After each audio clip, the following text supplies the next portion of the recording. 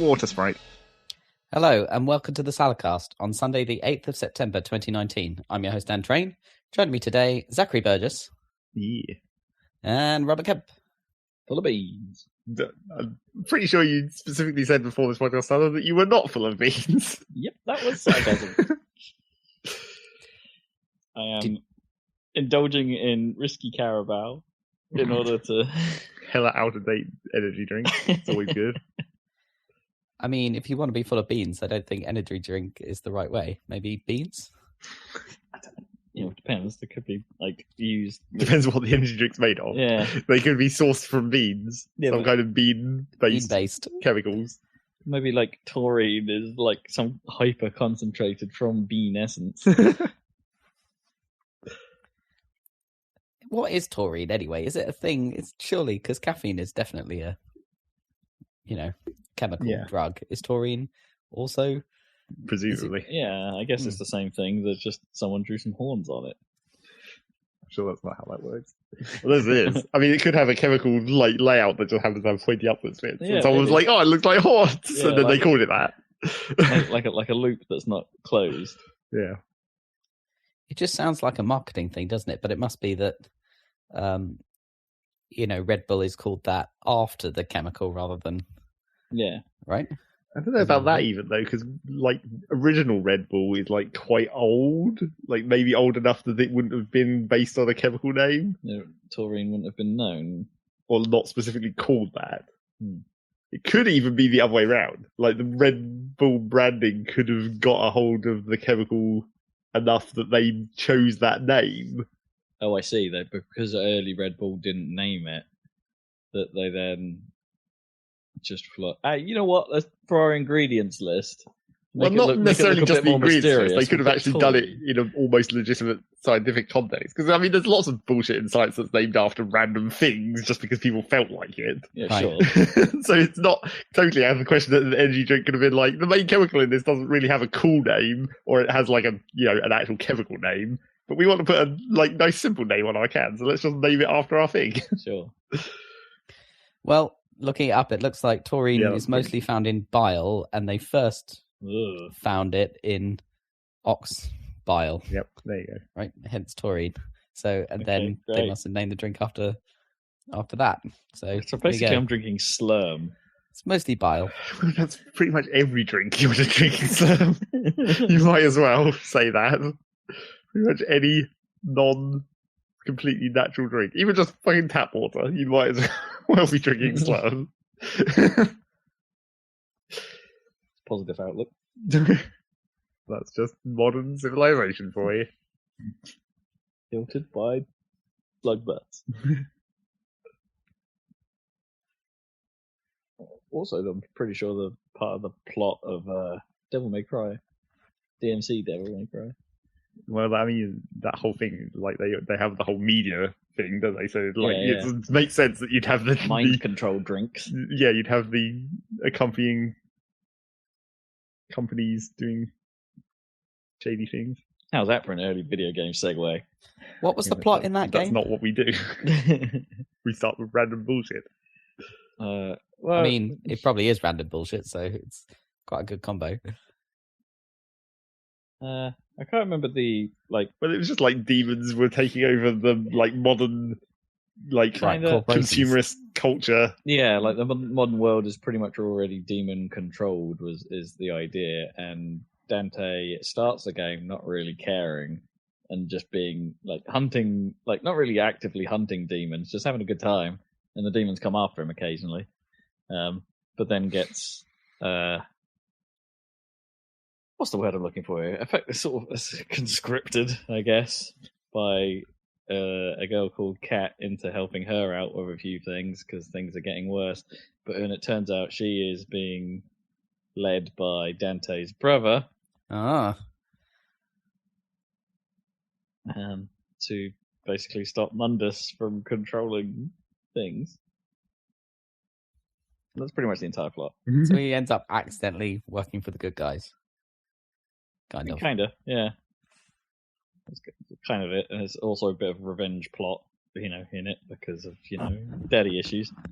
Or actually, in this case, kind of full family issues, I suppose. Your mum and daddy were probably killed by demons at some point, or by Mundus.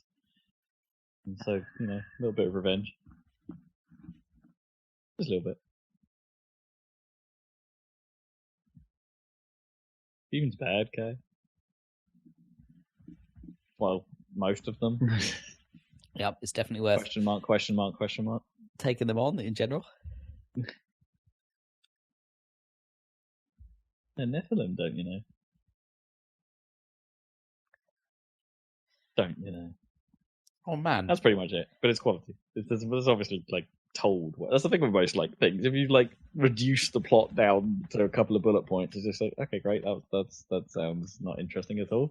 And it's no, it's about how it's told. It's the journey and the terrible jokes.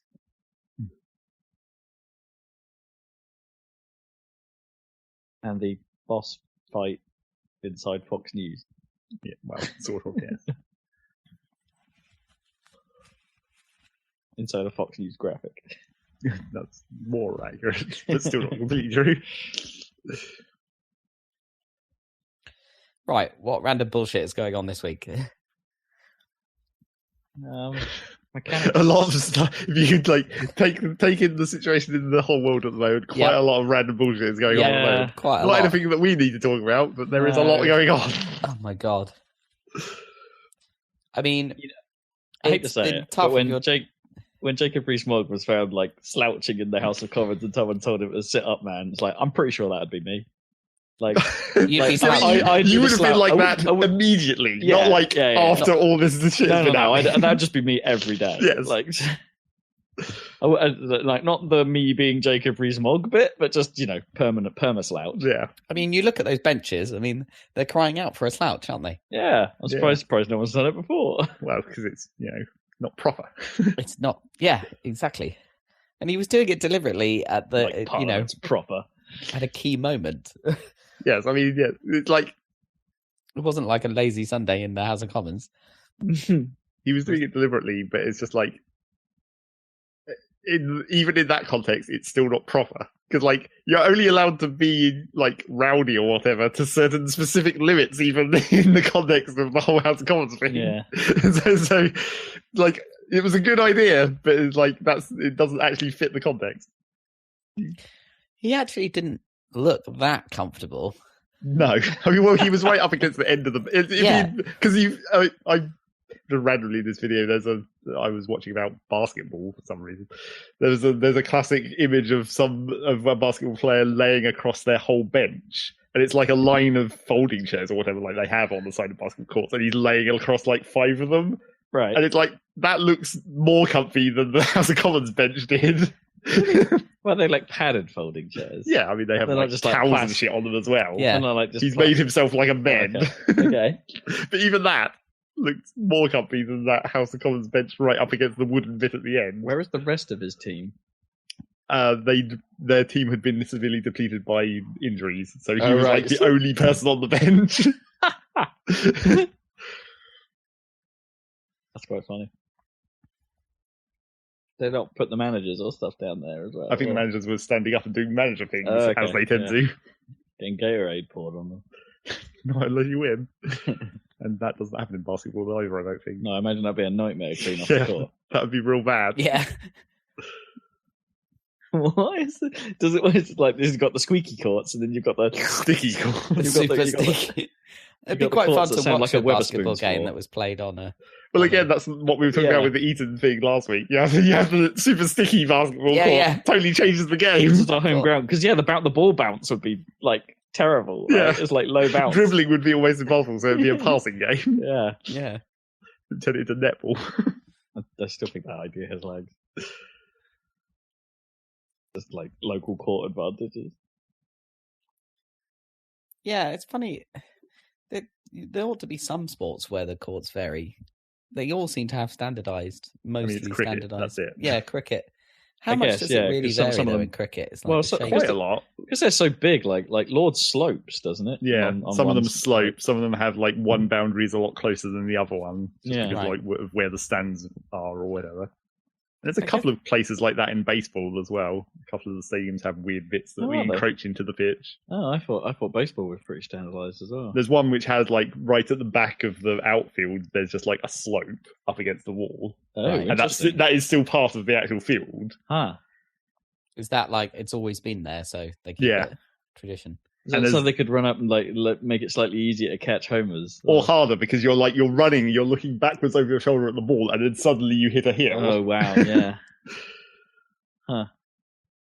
And there's other, like the classic example would be I forget which stadium it is, but there's the one where the back wall where the home runs go, the back wall is all ivy.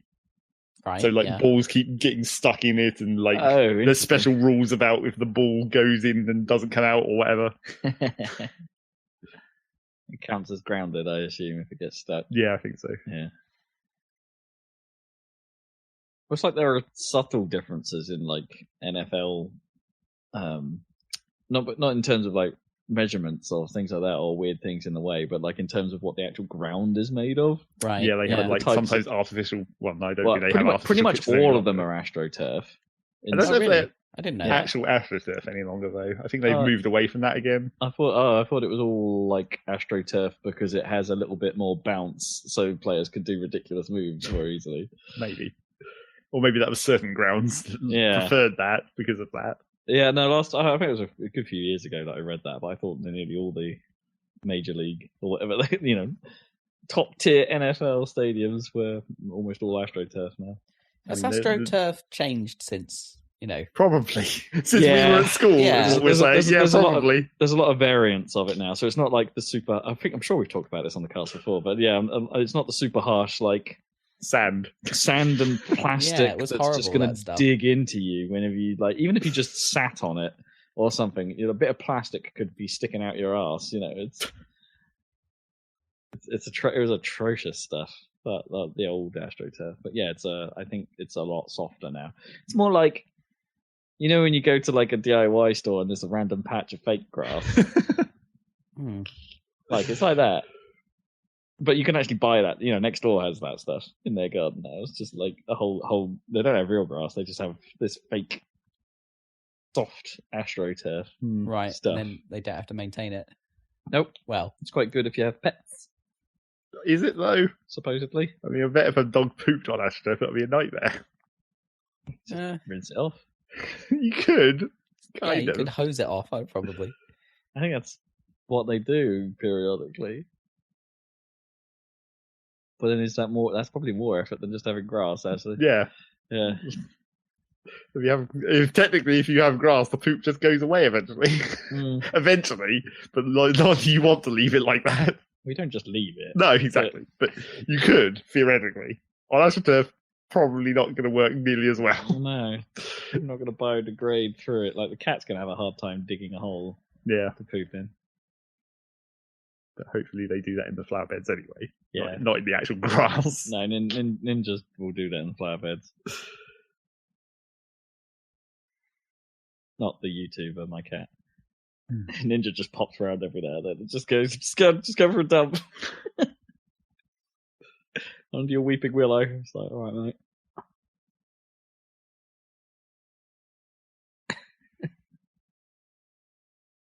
Speaking of Rob's garden. Yeah, what about my garden? I was looking at Rob's garden while I was bringing a tea. Yeah. As I do. And here's my random thought for this random section. That's convenient. Yeah. I was looking at Rob's garden and he has a bunch of sunflowers growing in his garden. Yeah. And I was like, okay, sunflowers, those are kind of cool. They're a cool plant, I guess. Yeah, what's not to like about sunflowers? As plants go. But then I thought, not in the context of the garden, but for like farming sunflowers. Right. Why are sunflowers still really tall? Oh, why haven't we like genetically bred that out and farmed sunflowers? Because there's no reason for them to be tall unless they're competing with other plants. But if it's a pure field of sunflowers, they don't all need to be tall, right? No, you just need like flower heads. Yeah, the flower head's the only bit that matters. Well, maybe they need to be tall enough. Is the head? Well, because it's got all the seeds in it, and that's what they extract sunflower oil or whatever from. Right. Well, maybe they need to be tall enough so they grow enough, leaves on which to capture sunlight. I guess the photosynthesis part does happen in the leaves or the stem. I suppose. But then when you're farming them, wouldn't they be quite close together? And so that effect would be sort of reduced anyway because of proximity and shade. Well, and because normally the whole point of them being tall is to outcompete other plants, but if they're all the same height, their leaves are kind of overlapping anyway. Yeah. Well, the leaves might all grow at slightly different But I'm sure heights. they wiggle around and it doesn't make that much difference. Yeah, they dance. I mean, do you know that the ones... Don't they know? Have you seen fields full of sunflowers being super tall? Maybe they do have ones that. I mean, maybe they're shorter, but I don't think I've seen like wheat tall sunflowers or something. No, wheat's pretty tall. Right? Yeah. Not that tall. Not sunflower tall. What are the fields made of when you're like in zombie films? Corn usually. Is it corn? Yeah, corn. That's pretty fucking tall as well for no apparent reason. Yeah, it's massively tall. Even less reason than the sunflowers, maybe. The corn part is small. And I think the corn doesn't necessarily even grow right at the top of corn, does it? It grows like out the sides, relatively near the top. But maybe tall corn, you get more corn heads. Yeah, I guess. You get more cobs. Ears. Yeah, that's right. It just seems like for sunflowers, you kind of just want them to...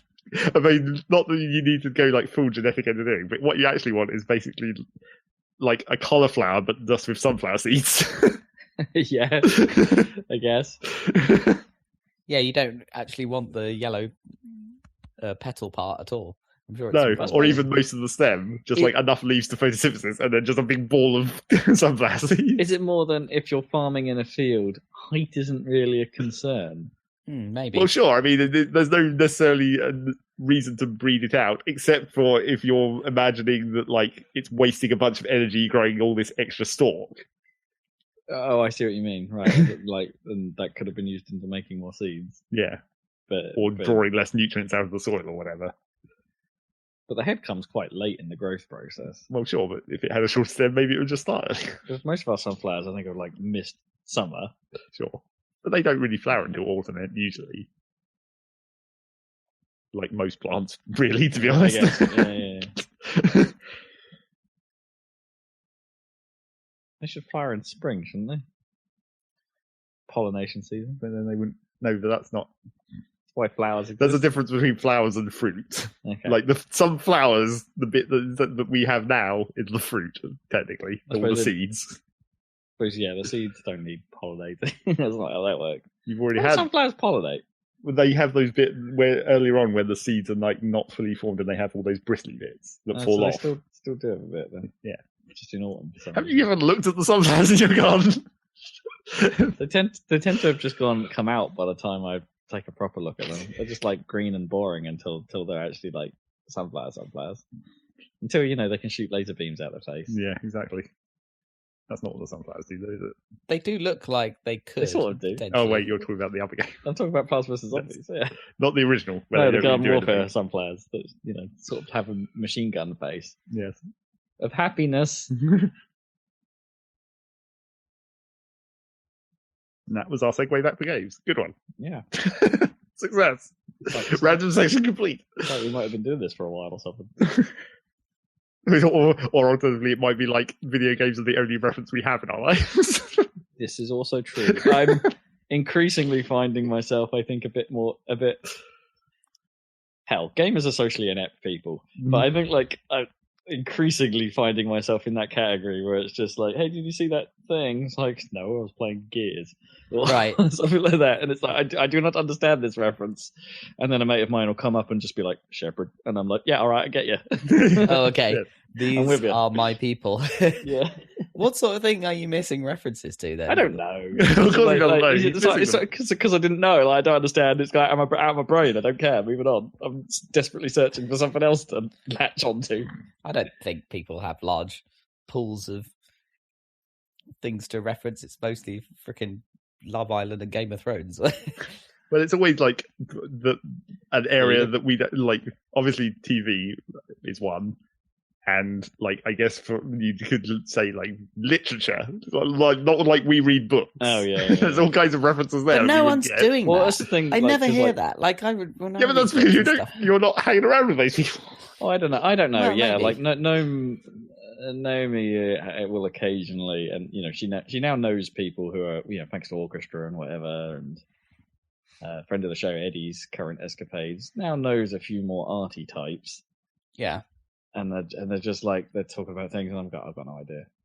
Art. That's another exactly. whole category of. But talking about art and things, and there's a layer of conversation going on that I'm not really following. So I'm just sat there, sort of quietly, being like, "Yeah, okay." These feelings that you're having and are expressing have hit my null layer. Well, you need to make the move and make an angle by just being like, did you know that they exhibited Dwarf Fortress at the moment? Oh yeah, sure. Significance in art. Hey, have you ever played Unfinished Swan? I think video games make for better conversation sometimes. I don't mean better, but like easier, because different people have different experiences with the same thing. I guess that does happen with TV, but generally, and books. But really, you're kind of having mostly the same experience as the other people who've read that it's like talking to Eddie about Spider-Man is always a bit interesting with us, because the two of us are completely like we kind of diverged wildly about what we like about Spider-Man. He likes the Amazing Spider-Man films, right? I do not. Oh, you mean Spider-Man in general? Yeah. And he's like, whereas I enjoyed the more recent Spider-Man Marvel offerings, he's a little bit more, because it's like to him, it's like it's not really Spider-Man. It's not true to Spider-Man. So it's like we diverge quite a bit on Spider-Man. So it's except for the game, we come together on the game. Sure. Everyone enjoys that game because it was good. Yeah. It's a mighty fine game, and it's still Spider-Man. Whichever way you look at it, it's still a Spider-Man game, like classic Spider-Man. You know what game isn't good? What game isn't good? News. Segueing directly to news. What game isn't good, or that people will tell you? I mean, I'm sure it's exactly normal, but the thing it's normal. The thing that everyone's bitching about at the moment is NBA 2K20. Oh, I haven't heard I mean, these are normally quite entertaining, because the NBA games are normally like rife with extreme microtransactions. Right? Man, you really haven't seen this, have you? No, I haven't. Well, I saw that it came out. Well, yes, and that was all I saw. As part of their advertising for it coming out, they posted a video which is basically just gambling. Literally. Wait, what? It's like, have a look at our My Team mode and all the new features we put in to allow you to unlock bullshit, of course, because that's not the whole point of the mode is. Like a pachinko machine and a Wheel of Fortune and a literal slot machine. And it's like, wow, they're really being not subtle about this at all now, are they? Just leaning in. Is this just like a blatant, like, hey, why don't we just test this once and for all? Well, that's kind of what it seems like to some people, where it's just like, if we're not going to get regulated, then fuck it. Let's just make a goddamn casino, like, wrapped in the disguise of an NBA game. Yeah, exactly. So all the YouTube comments are like, hey, you got some basketball in my gambling simulator. Wait, so what... So what? I mean, what do you earn through that stuff? Is it like literally is it like how you earn player cards? Like some of them, yeah, Team, or... and like various other upgrade bullshit for all that Ultimate Team stuff that they do, or the 2K equivalent, I guess, because it's not EA. I've got no idea how that works. But yeah, you've unlocked your home stadium. It definitely is quite a lot of gambling, and people are like, how is this rated E? I mean, gambling for like, and is it like in-game currency, or is there buy-ins? Yeah, I mean, it's the standard microtransaction, several layers of currency, some of which you can buy, some of which you can only earn, different tokens to do different slot machines or whatever. God, right. So it's like, here's the low-stakes machine and here's the high-stakes I don't know machine. if it quite does that, but yeah. Because you put real money into it. Yeah, maybe. God. So yeah, they should have put like some sort of competitive gambling in there and just be done with it and be like, here's a roulette table. Yeah, just put that in as an online mode where it's like, oh, here you go. Just come in here and play blackjack for a minute, and then maybe you'll win some cards. Here's 4-player mahjong. We've just changed all the tiles so they've got like basketballs. So yeah, that's quite bad. That's pretty bad. And people are definitely being like, how the hell did the ESRB rate this as E? Like, I mean, we're having a current argument about whether gambling is gambling in video games. But like, that's like for E, I mean, come on, at least make it T or something. E, yeah, how on earth is it E? Just how? Like, gambling shouldn't be allowed in the E category. So is it that all of the, typical old basketball games have been E, obviously? Yeah. So they're just trying to carry on with that, but they've added gambling, so think again, maybe? No, but ESRB should rate that. Right? They should. Well, yeah, they should. They should look at that. Because, I mean, there is a thing for, like, simulated gambling being a tag that those kind of rating boards will look for. Right. Adult theme type things. It's like smoking or whatever. Oh, sure. Well, smoking is almost certainly going to put you in the M category. Well, I don't know. I've seen them getting away with that in T's. Okay. But yeah, it's just like... Oh, I suppose, ESRB, it'll be American, so yeah. Like, but yeah, Grim Fandango has smoking in, and does that have to be an M game? It's quite an old game. That was before the ratings changed. Yeah, older ratings were a little bit harsher with some of that stuff, because don't forget, like, Quake was an 18 and things like that. And it's quite hard to get an 18 rating nowadays. Mm-hmm. Or sub-equivalent. Maybe should be easier, apparently. Yeah. Well, because it's not like UK games don't follow BBFC ratings like they used to. Like, we've got Peggy, haven't we, to do that. Oh, is that true? Yeah, I don't think they follow the same. I can't remember the last time I saw a BBFC style, age rating on a game. Yeah, there must be a massive 18 thing on. It's just on like. Well, they just replace it all with the Peggy rating system. Right. It is basically a number. Yeah. But it's not the same as it used to. You don't get the red 18 in a circle kind of thing like you would on a film. Yeah. And now Rob is turning around to look at his game shelf, as he often does when he's thinking about the games and their boxes. I'll tell you what, let me pick Red Dead off the shelf and see what happens. Yeah, that'll show it. The struggle is real. I've got to get round the mic. Okay, so Red Dead Redemption 2's box basically has a big red 18 Peggy label on it, but not a BBFC one. And then it has those little symbols that Peggy does. For bad language, violence, and gambling. See, gambling. Yeah, it's got a Peggy stamp for gambling. And smoking. Well, it doesn't have one specifically for that, but I suppose there's only enough space for 3. Yeah, they do the most important ones, I guess. So there's that. And speaking of sports games that people are pissed off about, and this is not nearly as big a story as the NBA thing, because the NBA thing has been going around all the typical YouTube channels doing things about it. But a much smaller one I've been seeing was a really ridiculous thing that someone discovered in Madden 20. I guess it is 20 now, because it's next year. Yeah, it will be. I was trying to remember. But in Madden 20, there's the most clear example of the fact that these games are just completely low-effort copy-paste jobs that EA hashes out every year by... There's this video of someone in a replay, and he pans the camera across, and he looks at like the bench where all the coaches are and everything. And behind them on the wall of the stadium or whatever, there's the banner which says Madden 20, it's in the game, or standard fake branding EA stuff. But then you pan the camera up a bit, like past the stadium, past the seats, up to the back of the stadium where there's like a back wall. And on that back wall, there's another banner. It says Madden 19? Yeah, it says Madden 19. It's like, wow, someone made such a rush job of that, they forgot to change the texture to the current year. That's clearly someone didn't go through all the resources in the game and check, did they?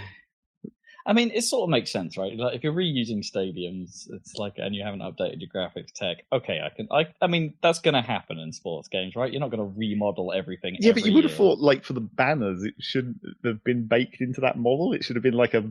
It'll be a separate texture resource, but. Yeah, but it shouldn't be attached to that model. It should be like, this is the space where the banner texture goes, and then you have a banner texture that then gets applied to all those spaces. I mean, that's how resources work. Yeah, but it shouldn't. There's no way that should have got two different banners then, if it was just pointing at the original banner file. Well, it might be a lower quality it of is. that banner, because they don't have. So it'll be two resources effectively, or the same resource with a quality tag, but depending on how they've done their texture pipeline. But yeah, that's quite dumb. I'm just surprised that doesn't happen more often, to be honest. Yeah. Or like an advert, like because they have real ads, don't they, in a lot of those games as well? Sometimes. Like on the banners, and it's like an ad that they no longer have an agreement for just slips in. But there's probably some legal team that go through the resources at some point to be like, "Have we got anything that's illegal? Maybe. Have we got anything that's going to annoy China?" Like 100% of it. Yeah, literally everything. So that's sports. Sports news. Esports, except not. And I'm trying to remember what was there an NHL game this year? I haven't heard anything about one. Yeah, but when do you ever hear about the NHL? True. The NHL is the quiet one. Occasionally, I see. Like there used to be. Well, I think my normal news sources used to review the NHL games, but I haven't seen one of those for a while. Whoever was Canadian on their staff quit. Yeah, I guess. One more bit of news before we get onto the main bulk of news, I guess. I think I've got a copy of NHL 19 through Plus or something, or Games of Gold or something. One more bit of news, which is, the other bit of our news section, which is a recurring theme. It's time for what bullshit is Epic doing this week? Yay! My favourite. This one is another, well, okay, so first of all, I did want to mention, just parallel to this story, there's been that sort of background discussion about whether Epic is evil. Well, no, whether Epic is going to catch up to Steam because Valve basically isn't doing anything. Oh right, I see what you mean. Because they're not, Valve aren't seen to be being competitive right now. Yeah, but then I realised that I hadn't perceived it, but there has been they've done their whole Steam Labs beta thing just recently, and it's been updating quite regularly with new features they're testing. Just yesterday there was another news post about their new advanced search and stuff that they're going to eventually presumably run for a beta and then port into the actual main store. So it's like you don't really perceive it as much because I guess they don't make a big deal about it. They just post these little news posts on the little megaphone icon on the top of Steam, and who looks at that? Well, those sorts of things are they're tricky because Epic, I guess, doesn't have enough that it doesn't need that comprehensive a search system.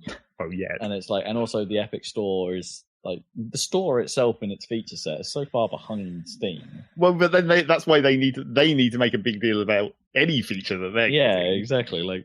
Anything that oh hey, you can buy multiple things in a cart at a time. But you can't.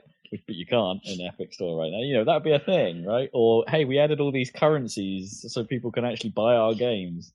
And so this is where the actual story that I was coming to comes in, which is you may remember that Epic made a roadmap that said when certain features were going to be added to the store, and then people hella took the piss out of it because it was the shopping cart was 6 months away. Yeah, right. And all that. So obviously Epic weren't pleased with that. So they were well, you don't knock shopping carts. No, I'm not talking about the shopping cart. I was about to say, this is the internet going a little bit. Yeah, this all launched early, but hey, e-commerce systems can be pretty tricky, especially international ones. Yeah, but if you get I suppose they build it in house, really. But any default shopping website software will come with a shopping cart, right? Probably the cart at this point. Maybe not all the international tax concerns and all that stuff. But anyway, so they were quite pissed off about people taking the piss out of their roadmap. And then they were we're not happy with this roadmap, and it's not really serving its function of informing they made a whole bullshit post about it, naturally. That it's not serving the purpose that we originally intended it for. So what have they done? They've sort of kept the roadmap. They've just removed all the dates. Wow. So there's shopping cart is coming at some point. Fair enough. Which is pretty ridiculous. Well, it's also probably more accurate to not put the dates on. Yeah, but like the whole point of a roadmap is it's meant to sort of be a like angle of accountability, where it's just like if you say you're working on this thing and you're telling us that like don't worry about how terrible the Epic Store is now, it's going to get better, and here's our roadmap of how it's going to get better. But then you've changed that roadmap to just be like, yeah, it'll happen. That's agile. Yeah, but that's pretty ridiculous. I mean, like they could have just got rid of the whole thing, and people would have still been pissed. But they probably, I don't know if that would have looked better or worse. To be like, we can't maintain ourselves to the schedule of this roadmap, so we're just going to get rid of it, or we're going to keep showing you the roadmap, but there's no longer going to be any reference to dates and times. I don't know. Would it be better to be like, oh, here's the list of current editions that we're committed to providing? So, like, hey, this is on our we will absolutely do list. Yeah, and that's the only thing you publish, and then everything else is, or maybe you have a we know about these requests lists. Shut up. We'll add them to the list when if and when we can get to them. Yeah, I don't know. Kind of thing. Just sort of be a little upfront of be like, okay, this is the stuff we're going to do. This is the stuff we're considering. And I guess and just leave it at that. I guess it's also kind of weird. Like I guess the third option would have been to like maybe actually just say that you were going to change the dates and change the dates to be more realistic or whatever. Like, if you admit that you're not going to hit those targets and just change them, that's still an option too. Mm. I don't know. It just seems real weird. Where it's just like, all these features that you want, someday you'll get them. Sure. Probably, maybe. I mean, you know, it is a little surprising that Epic aren't just throwing. You know, it's been a common complaint this year. You know, since the store launched, it's like they're not just throwing resource at this. Yes, they're throwing the resources at buying up games, not making the store. Well, they're throwing their resources into Fortnite still. Well, sure, but Fortnite is what gives them the resources. Yeah.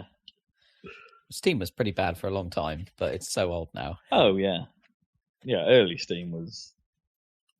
I remember being one of the people that just like, I don't understand why this is a thing, like why this exists for a long time. Trying to play Counter-Strike, and it was only possible through this new thing. I don't think it bothered me that much. And through the whole Steam LAN cafe thing, and like, they had to have a special layer for LAN cafes and things like that while they were mostly popular. Or, you know, existed. I don't think it bothered me that much, and I can tell that because I don't really remember that whole era of Steam. Yeah, it's like it must have happened, but I don't remember anything about it really, so it can't have bothered me at all. Basically, Steam got good when it stopped being green. Well, yeah, that was the moment, right? When it stopped being green, it's like, okay, this thing's now ready, and makes sense. So that's the other newsers. Now we've got a big old news section to get through. Because Nintendo did a thing. Nintendo did do a thing. There's a couple other game technically two things, I guess. Should we do the other game announcements first before we do Ninty? Oh, there's a couple of game things. Announcements before. Well, Dan might be interested in Homeworld 3. Oh yeah, I forgot that happened that long ago. Homeworld 3. What's the deal? The deal is get Epic Store. Yeah. Really? And also Homeworld 3. Also, Fig is still a thing. Well, sure. But... because Homeworld 3 is on Fig. And it's being made by Gearbox, which is they didn't they do the remaster? They made the remakes, yeah. Yeah, I mean, that's not the confusing part. The confusing part is like, why did Gearbox need Fig for this? Well, why does Shenmue crowdfund? Well, because Shenmue didn't actually have a development team of money behind it. I guess they just do it because they can and they know it's not like the most commercial. It's just like another. I guess at least it's Fig and not Kickstarter. Yeah. At least with Fig, it is like some actual investment, some actual law is happening. Yeah, there's a little bit more. Wasn't Double Fine using Fig before? Yeah. Yeah. Well, yeah, but Double Fine also fell into that category as well. They're not. Unlike Gearbox, Double Fine have never been a big publisher, right? They've only ever. That's true. They've always lived a little bit on the line. Till now, what happened? They got bought by Microsoft. Bought by Microsoft. Can't get much bigger than that. Yeah, it's no longer a problem for them. I would say it's arguable whether Gearbox is that big technically. Oh no, Gearbox is huge. I don't know if they are though. Like, I mean, sure, Borderlands 2. I think we argued this before, didn't we? I was confused by the size of Gearbox. I think Gearbox is still big, but there's been a while since they've had a hit, right? Because really, most of what Gearbox 2 is known for at this point is not even their own stuff, technically, really. Like, it's things that have been acquired and then given to Gearbox. I guess. I mean, Borderlands is still their biggest hitter, right? By a long shot. Yeah.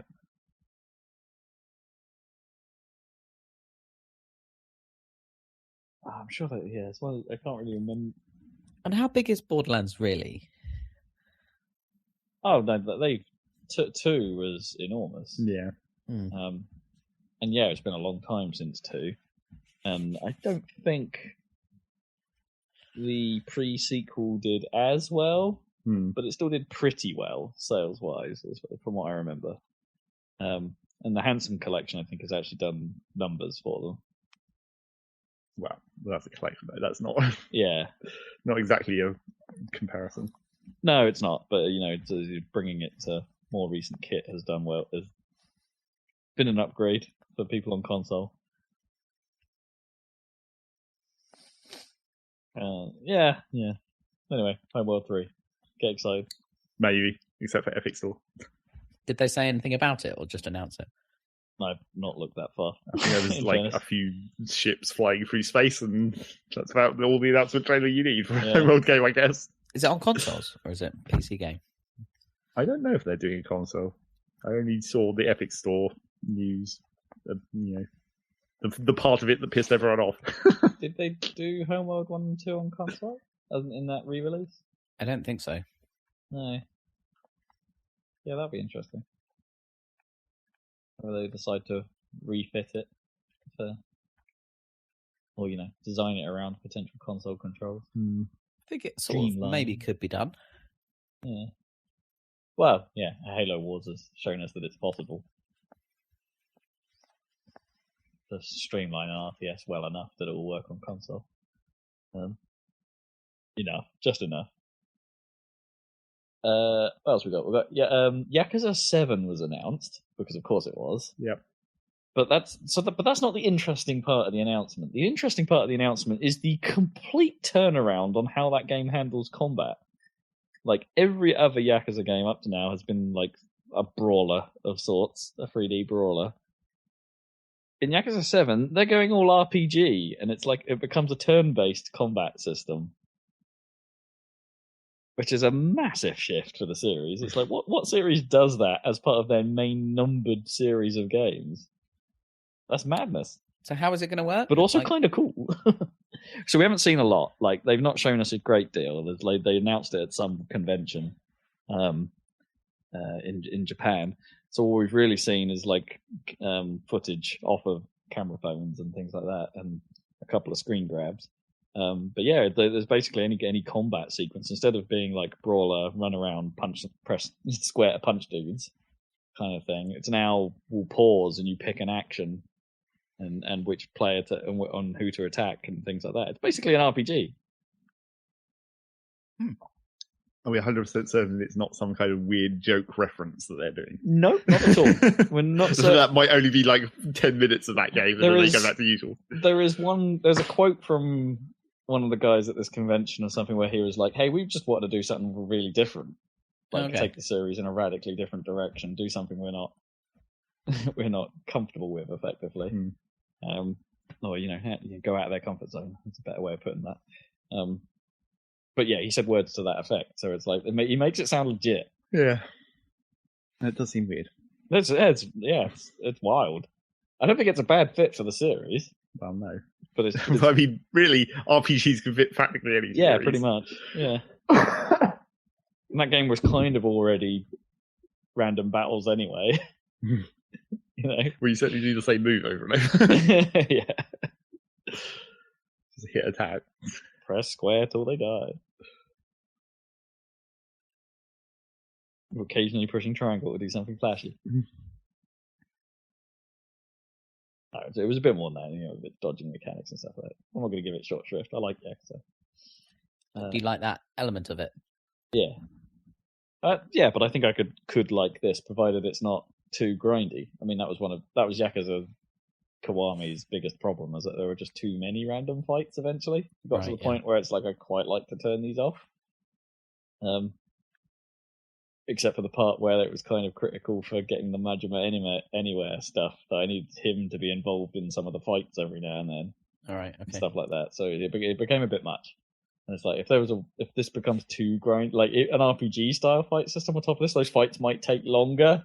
And a bit of me is like, oh god, this is going to be twice as long a game to finish now because I'm having to do everything RPG style rather than just punching dudes in the face real quick. That's my concern, but hopefully they'll balance that out. And also, there was another Plants vs. Zombies shooter game announced. Battle for Neighborville. They're doing another one of those. And it looks a lot like the last ones. Naturally. Although they've got more of a sort of solo campaign-y element. They tried a bit of that with PvZ2. And there'll be a bit more of that here. So is it still like the kiddie-friendly Battlefield with the Frostbite engine and everything? Oh, I mean, it looks like a more advanced version of what they've put out already. Cool. If you know what I mean, like the graphics look like the same sort of generational jumps that we've seen from every other 3D game. It's like it's now got that style of rendering. And that first one was real good. Yeah, you're a big fan of that. So I'm a huge fan of that first one. Yeah, could be interesting. Battle for Neighborville. They've been showing off. They've got a few more characters and stuff. Like a snapdragon that's basically just a dragon. Full on dragon, yeah. Yeah, just fire breath. Why not? Cool. Yeah, that's non-Nintendo game announcements done. So time for the big news. The big end. Nintendo! We had a direct. There's a full-on direct as well. Yeah, so let's try not to go through every single point. Okay, so I have got everything listed, but like we can, a lot of this we don't have to linger on too much. Hey, Overwatch is coming to Switch. As was spoiled by that Amazon leak. Yep, totally accurate. Luigi's Mansion 3 Is still coming. They showed off like some of the variety of what you can find in the hotel a little more. Like the bigger rooms and like themed environments and stuff within the hotel, which I don't know. It looks kind of interesting. A bit more variety in your mansion. And also the party modes. Yes, It's like it's getting a lot of multiplayer attention. Well, I mean, depends on like they showed like 3 different party mini game things, but it's just like, is that just going to be it, or is there actually like some kind of actual party mode? I mean, it's 8-player local party games. Well, yeah, like some of them anyway. But yeah, we don't really know what the actual structure of the extra modes that aren't just the main game are, basically. Sure, yeah. We don't even technically really know the structure of the co-op, really. Okay, yeah. Whether it's separate or jump in, jump out, or anything like that. Yes, I mean. I don't know. I think that upped my hype level slightly from like nothing to vague interest. If you'd only played the second one, you'd maybe I'd be a bit more hyped. Well, you'd sort of know where it was going. Oh, okay. Yeah, you might actually be less hype. Okay. Or you would have at least seen what their modern ideas were about Luigi's Mansion, I guess.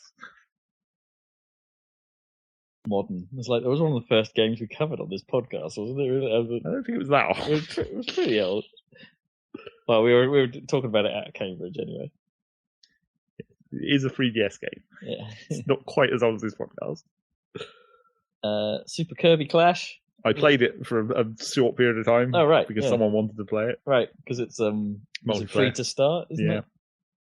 I mean, it operates on what I'm now saying is the standard Nintendo free to start game model, because it's basically the exact same structure as like Pokemon Quest and all those other ones that they did. Even Pokemon Picross, it's quite similar within the standard energy meter, but in the Nintendo fashion, where it's like, this doesn't seem as bullshit as they sometimes do. You could grind. Yeah, you could theoretically maybe grind. Was it like free to start as in as in actually really free to play, but you can actually go all the way. Yeah, that's what I'm guessing, looking at the way it functions. Not free to start, as in Mario you only get Run. 3 levels and then you buy the main game. Yeah. Yeah. It does just look like that standard Nintendo model now. Okay. Well, it's something. But it does. Is it interesting? Because it kind of looked like haven't they done a Kirby They've done Clash that before. Yeah. The basic, the Kirby-based battle arena thing. Yeah. Fighting against bosses. So yeah, it is just basically that with like nothing surrounding it. You have like this town plaza area, which is basically a fancy menu, and that's it. And then you just go to the battles, and you have like the 4 different classes, and you buy equipment. And I haven't seen any indication as far as we got into it of how this is meant to work. There's some kind of rare equipment and like different equipment, but like all we can see at the start is just like the shop menu where it's just like, here's the sword at level 1, here's level 2, here's level 3 up to level 10, and it's just like that looks like all there is. But there's references in some places to like there's rare equipment and you get special shards and then you craft them into. So like I don't know how deep it actually is. You might find some purples as well. Yeah, I don't know how deep it actually is, but it is quite, it is just like Kirby combat, which is not a very complicated place to start from if you're going to extrapolate it to a whole game. And very weird, and like quite easy to lose track of where the hell you are when there's just 4 Kirbys. And they're all just in a big pile. And because it's Kirby, the thing that just gets me is because, well, like, it's just something you'd get used to, I'm sure, but it's Kirby combat, which means you take damage if you're touching the enemy. Oh, right. So, like, if you're the sword guy, you have to walk up very precisely, like, next to the enemy so you can slash him, but not actually touch him so you start taking damage. I see. And it's like, you sort of walk through the bosses. Yeah, you just sort of clip into things and then get hit. Yeah. Like Kirby does. Okay, yeah. So it's like kind of awkward to get used to that. Mm. But yeah, it is just a weird boss fight arena brawler thing with 4 players, theoretically. Is it good? I mean, it's like quite simple. Okay. And I don't really know where it goes. Right, yeah. The bosses have attack patterns, that kind of thing. Is there like a lot of enough bosses? Do you think that you're not going to see too quickly, and they're just going to be repeats? Or I don't know.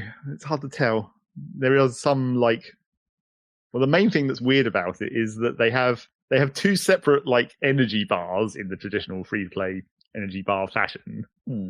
One of them is for the story mode, and one of them is for multiplayer. So you have like 2 different banks of energy. Oh, right. So there's. Oh, I thought this was entirely multiplayer. No, it does have a single. Basically, you have AI friends. Oh, right. Or like AI controlled versions of people you've met in that kind of like Bravely Default. Kerbatars. Yeah, Kerbatars. That you can use for like one battle or whatever. So you have you have an AI team basically when you're doing it solo. But it has these 2 different energy meters for that.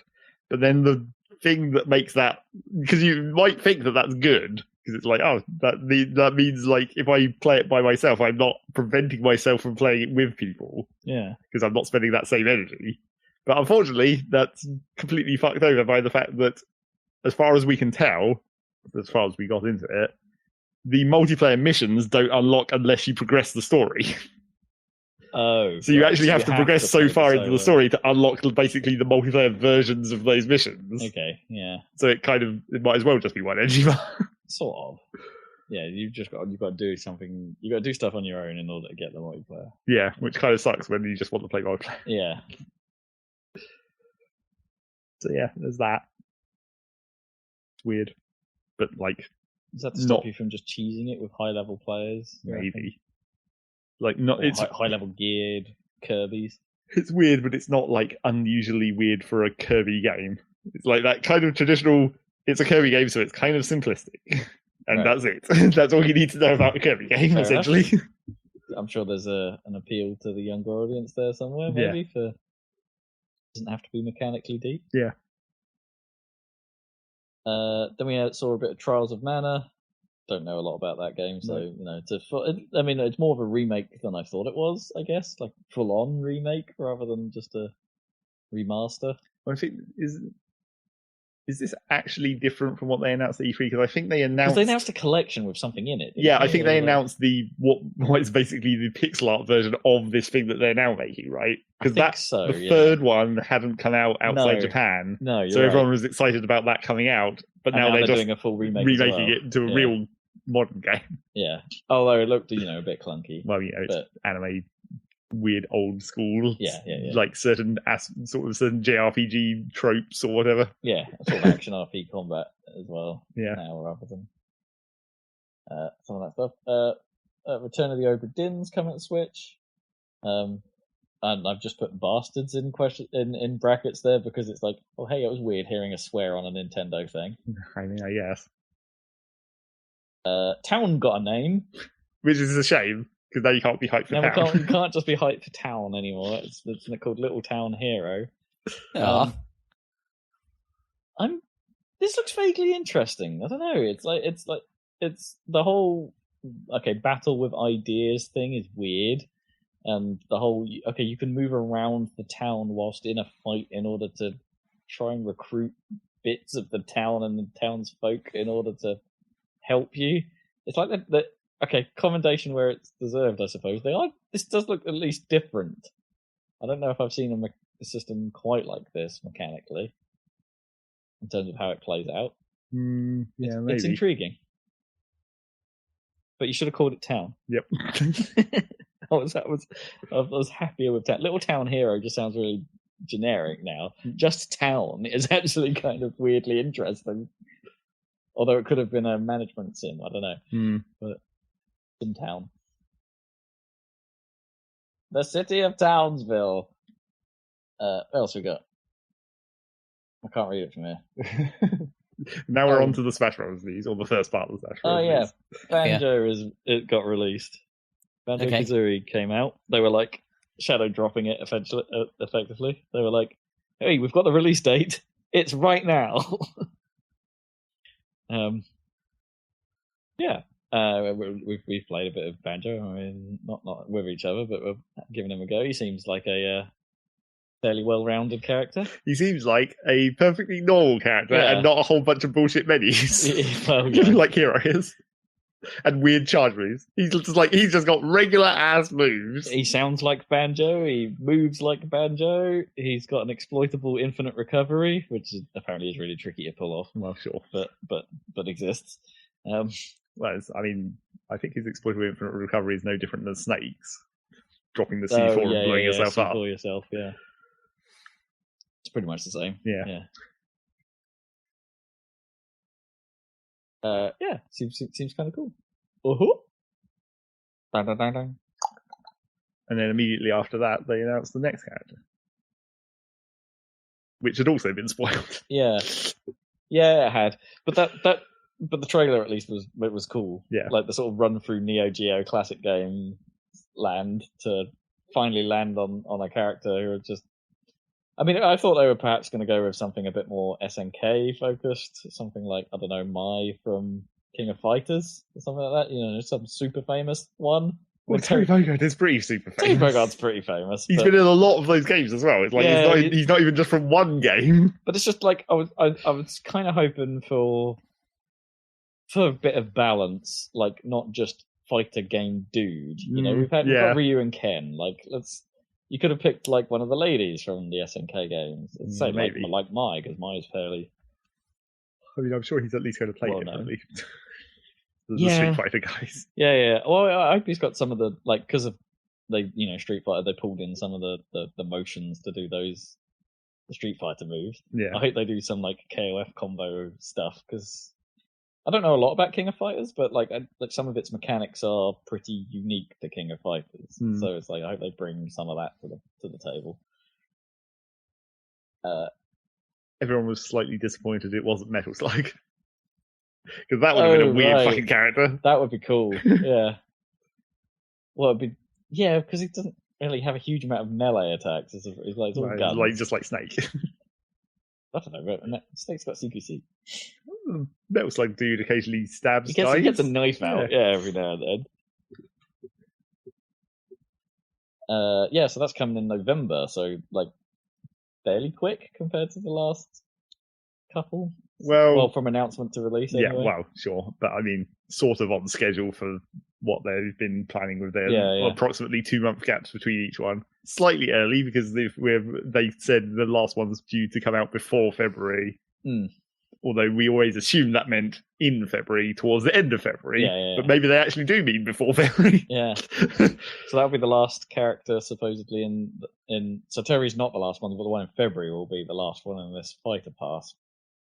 But that was led into the next bit of news in that, hey, they're not done. There's going to be more. Yep. They're going to keep this rolling. So everyone can be less annoyed by the last character being not the one they want. Yeah. Yeah, that makes sense. Hope lives eternal. They released Sans from Undertale as a Mii costume. Spoilers for that's the second part. The thing that happened way later in the Smash Brothers thing. After the direct. That wasn't in the direct, but yeah. But yes, that did happen. While we're on Smash, it's like, yeah, that came out. I had a brief moment where I played some online. Yeah. Right, in Smash. And it was 100% Sans and Banjo? Yep. Of course it was. Actually, no, there were very few Banjos, but there was a lot of Sans. There was a lot of Sans. Now everyone has to learn how to play Mii Gunner. Also, Smash Online, kind of not a fun experience. Like, it was laggy as hell. Oh, was it? Yeah, I did not get good games. Well, I had a couple of good games. The good games I had were a one-on-one where I was playing as Zero Suit Samus versus Sheik. Oh, God. That must have been a real difficult to kill match. Yeah, but it was great. And because those matches ran pretty well, we were pretty closely matched. We had a couple of rounds, and it was before one of us disconnected. Probably me. I think I got bored. Yeah. And yeah, that was a lot of fun. But the bigger fights, the stuff I wanted to play, that was hell. Also, there seemed to be some unwritten rule where all of the Sansas would just sort of like not fight each other. Oh, sure. And would there's me coming into a fight as Banjo or Sonic or something, and then be like, let's get him. It was, yeah. It was not a fun time. Smash Online, not a fan. Anyway, moving on. What else we got? Mario and Sonic. What have I missed? Yeah, Mario and Sonic. No, you've skipped several things. I skipped several things. Well, there's Link's Awakening, but we don't need to talk about that. That's just Link's Awakening. It's happening. There's Dragon Quest. Also, don't need to talk about that because they're still talking about it for some goddamn reason. It's still not out. I mean, I guess. But Jesus Christ. Can you try and pronounce that acronym? No. Okay. Acronym. What else we got? Taking Mirage Lessons. Don't need to talk about that. Yeah. Well, that's another Wii U game that they're bringing to Switch. But yeah. I don't know if it is, though. I think it might be well, no, I guess it's called Encore, so it is like a remastering of the old one. Pretty sure. But with new content, though. Yeah. Because they're bringing like the new Fire Emblem characters into that weird crossover. Yeah. I'm pretty sure it was a Wii U. Yes, I remember the last time they showed anything about one of those. Deadly Premonition 2 is kind of weird. Yeah, who'd have thought that was coming? Swery bringing back what is arguably his most successful property, or most loved property, because of its weirdness.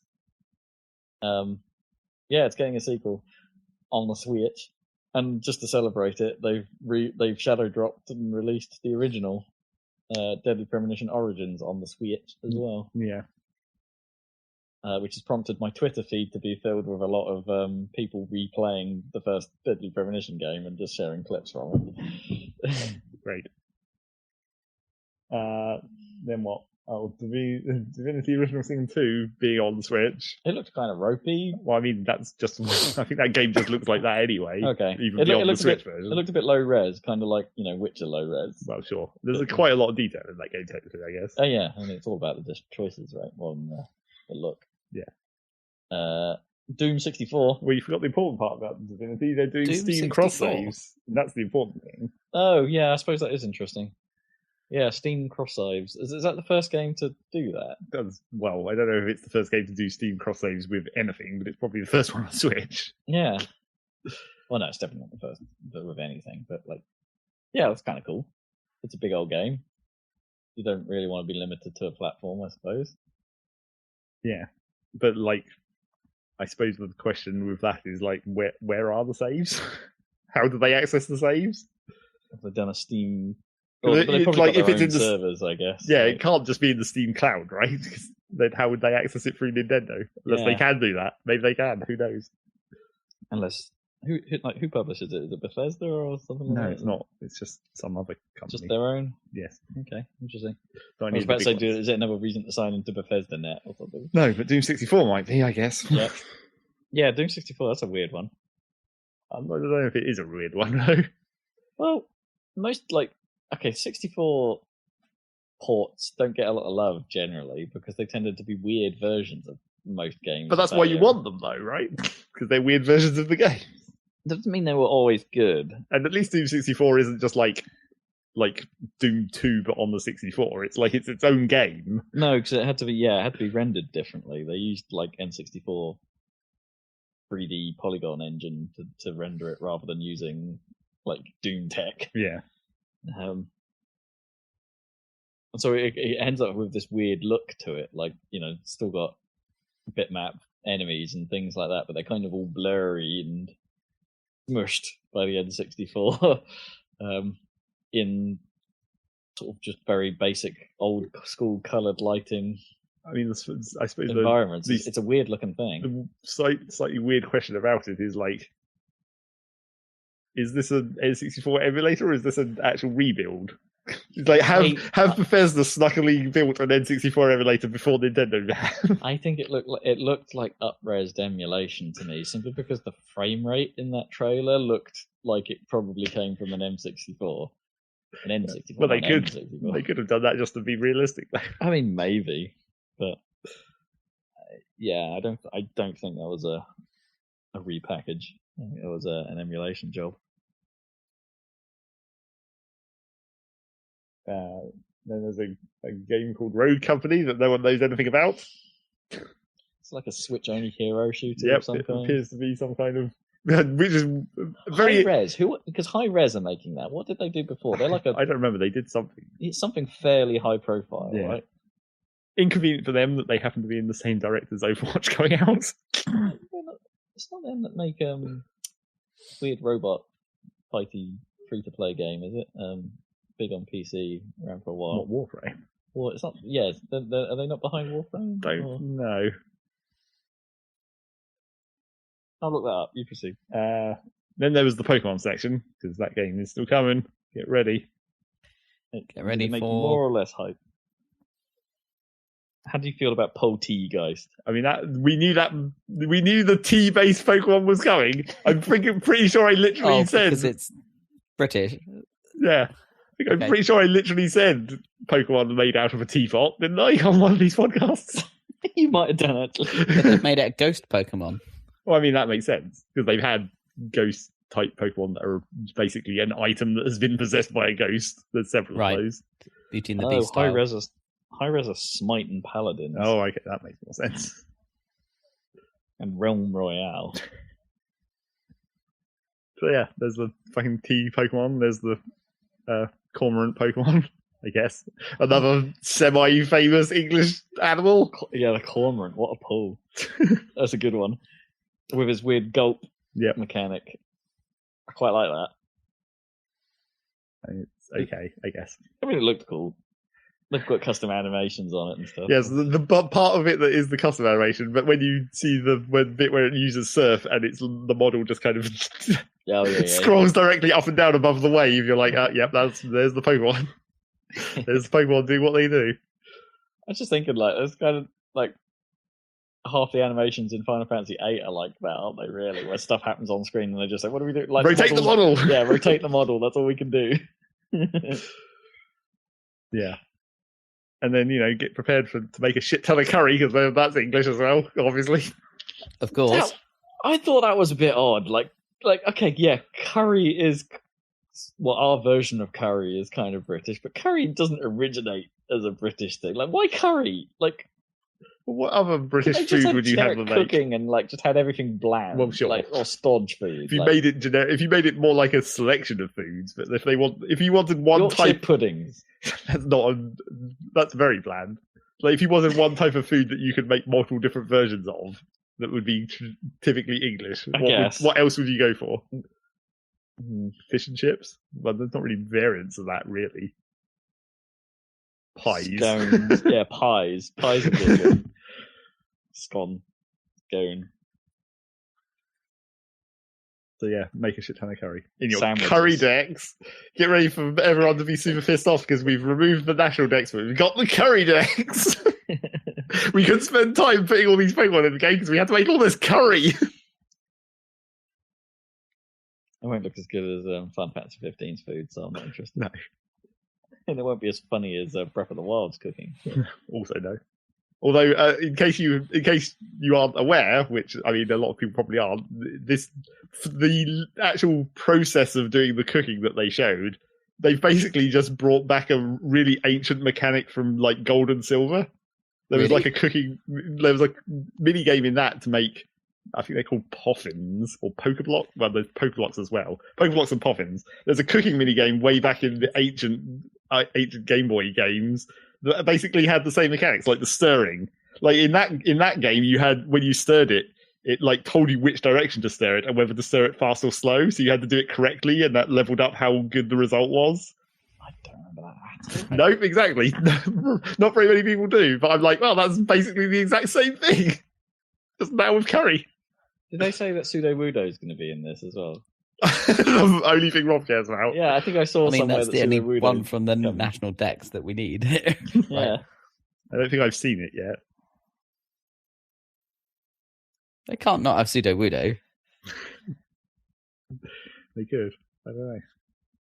But yeah, so curry. Curry. I still something wrong about the word curry in the American accent. Curry, or whatever, however they say it. It just sounds wrong to me. There's not many American words I sort of turn my nose up, or American pronunciations, but curry. It's very unpronounced, like curry. That's Pokemon. Curry. It's continuing to happen. What else you got? We now have SNES on Switch, as everyone knew was coming. Hooray! It wasn't there when I last looked. It updated the day after. Because this announcement, if you weren't paying attention, you might have not picked up that they said tomorrow, not today. Oh, because I tried it almost immediately after I watched the Direct, which admittedly was a day late. Yeah. And it still wasn't there. Yeah, it was probably late on. Yeah. So what can we play there? 20 games, including most of the classic ones that you think of, like Mario World, original 1 and 2, so you can get your Yoshi on. Yeah, it's you like got Super Metroid, you got Star Fox. It's basically half of what you get with the SNES Classic. Yeah, it's pretty much just a SNES Classic in your Switch. But like, Link yeah, to the so it's past? half the list. Like most of the Ninty stuff is what you expect, but a lot of the third-party stuff is different. Sure. Final Fantasy 6? And I don't think FF6. No, is on Link to there. the Past is though. Yeah. And apparently, I saw a video that the emulation is actually better on the Switch version than the SNES Classic. There's actual emulation errors in the SNES Classic versions of some of those games that are fixed in the Switch version. Oh, really? I knew there were some visual differences. Yeah. In SNES, but like in Super C, or whatever the Contra game is on. Okay, it's not Super C, is it? Yeah, whatever the Contra game is that's on there has some transparency issues. It's one of the things that emulator doesn't deal with too well. That is probably what the glitch that I saw reference was talking about as well. It's like they're not actually game breaking in any way. No, but just visual stuff. Just accuracy. Because the one they were talking about was in Yoshi's Island, where there's the touch fuzzy get dizzy classic. Right, yeah. Where the screen goes all warpy. Oh, right. Did that not work in in the SNES Classic version? When you hit them, the background disappears for like a frame, where it's meant to get all pixely for a frame. Ah. So they fixed that in the Switch emulation version, okay. apparently. That's good of them. Touch fuzzy. Touch fuzzy get dizzy. It's a classic. Basically drugs. Basically drugs. So that. Yeah, that's good. That makes it. I mean, to be honest, that gives the Switch Online library a bit more value. Yes, because no one likes NES games.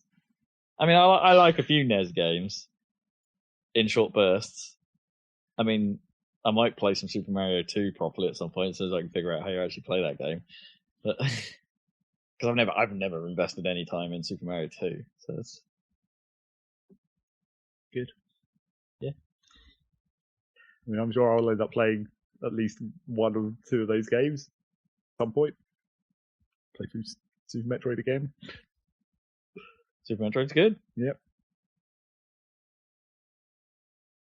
And then there's an update to Tetris 99. Yeah, I've dipped into that. See what's going on. Well, like I haven't bought any of the stuff because it's like, oh hey, you can pay to play single player and 2-player now. Yep. That's not that interesting. Nope. I guess the most interesting thing if you're playing it for free on your Switch Online account is that they've added daily challenges, which you can earn a ticket from for each challenge. And once you've got 15 tickets, you can buy themes to actually change how that game looks. And I might want that Mario and Zelda theme. So you can not listen to the Tetris music forever. There's nothing wrong with that Tetris music. Well, no, but mix it up a bit. It'd be nice to change it every now and then. Yeah. So that's nice. And also They give you 10 tickets for free as well. Well, actually, they added the mode for people who've won. Oh yeah, was it Invictus mode? Otherwise known as the let's make the game slightly more bearable for everyone else mode. Well, hopefully. Shove all the good people into the hardcore mode. Man, I wish I understood sometimes how that game functions, because there are some games where it says 3, 2, 1, go, and I've already got like half a bar's worth of attack coming in, and maybe like, it's just how lag. does that happen? Yeah, either that or like either that means half the game is targeting me, and they've already managed to like do something ridiculously fast, and it's just like this feels wrong. Also, I tried playing that game with the GameCube controller to see if it would solve my issues with the control. It does not. The GameCube stick isn't exactly the most precise thing for moving. You have to use the D-pad. Well, that even worse. Yeah. GameCube D-pad kind of squidge. And like, even though the buttons are separated on the Joy-Cons, I still find myself accidentally dropping every now and then. It's like that might be just because the buttons are tiny. There's just something feels off about how Tetris 99 plays compared to Tetris Effect, which is like Tetris Effect is to me like the perfect feeling Tetris, and it's just like something like even just the way the pieces move, just there's something different, and I can't put my finger on it. Speaking of the GameCube controller, briefly going back to Kirby Super whatever Clash, I tried playing that with the GameCube controller because it was still plugged in after I was playing Smash Brothers, and also because I was trying to avoid using my broken ass Joy-Con or whatever. So I was like, maybe I can just use the GameCube controller. Unfortunately, as this is a Nintendo game, they don't let you rebind the controls. No. And therefore... Not all the buttons are represented. Well, no, that's not even the problem, is that A and B are basically the wrong way around on the GameCube controller. Right.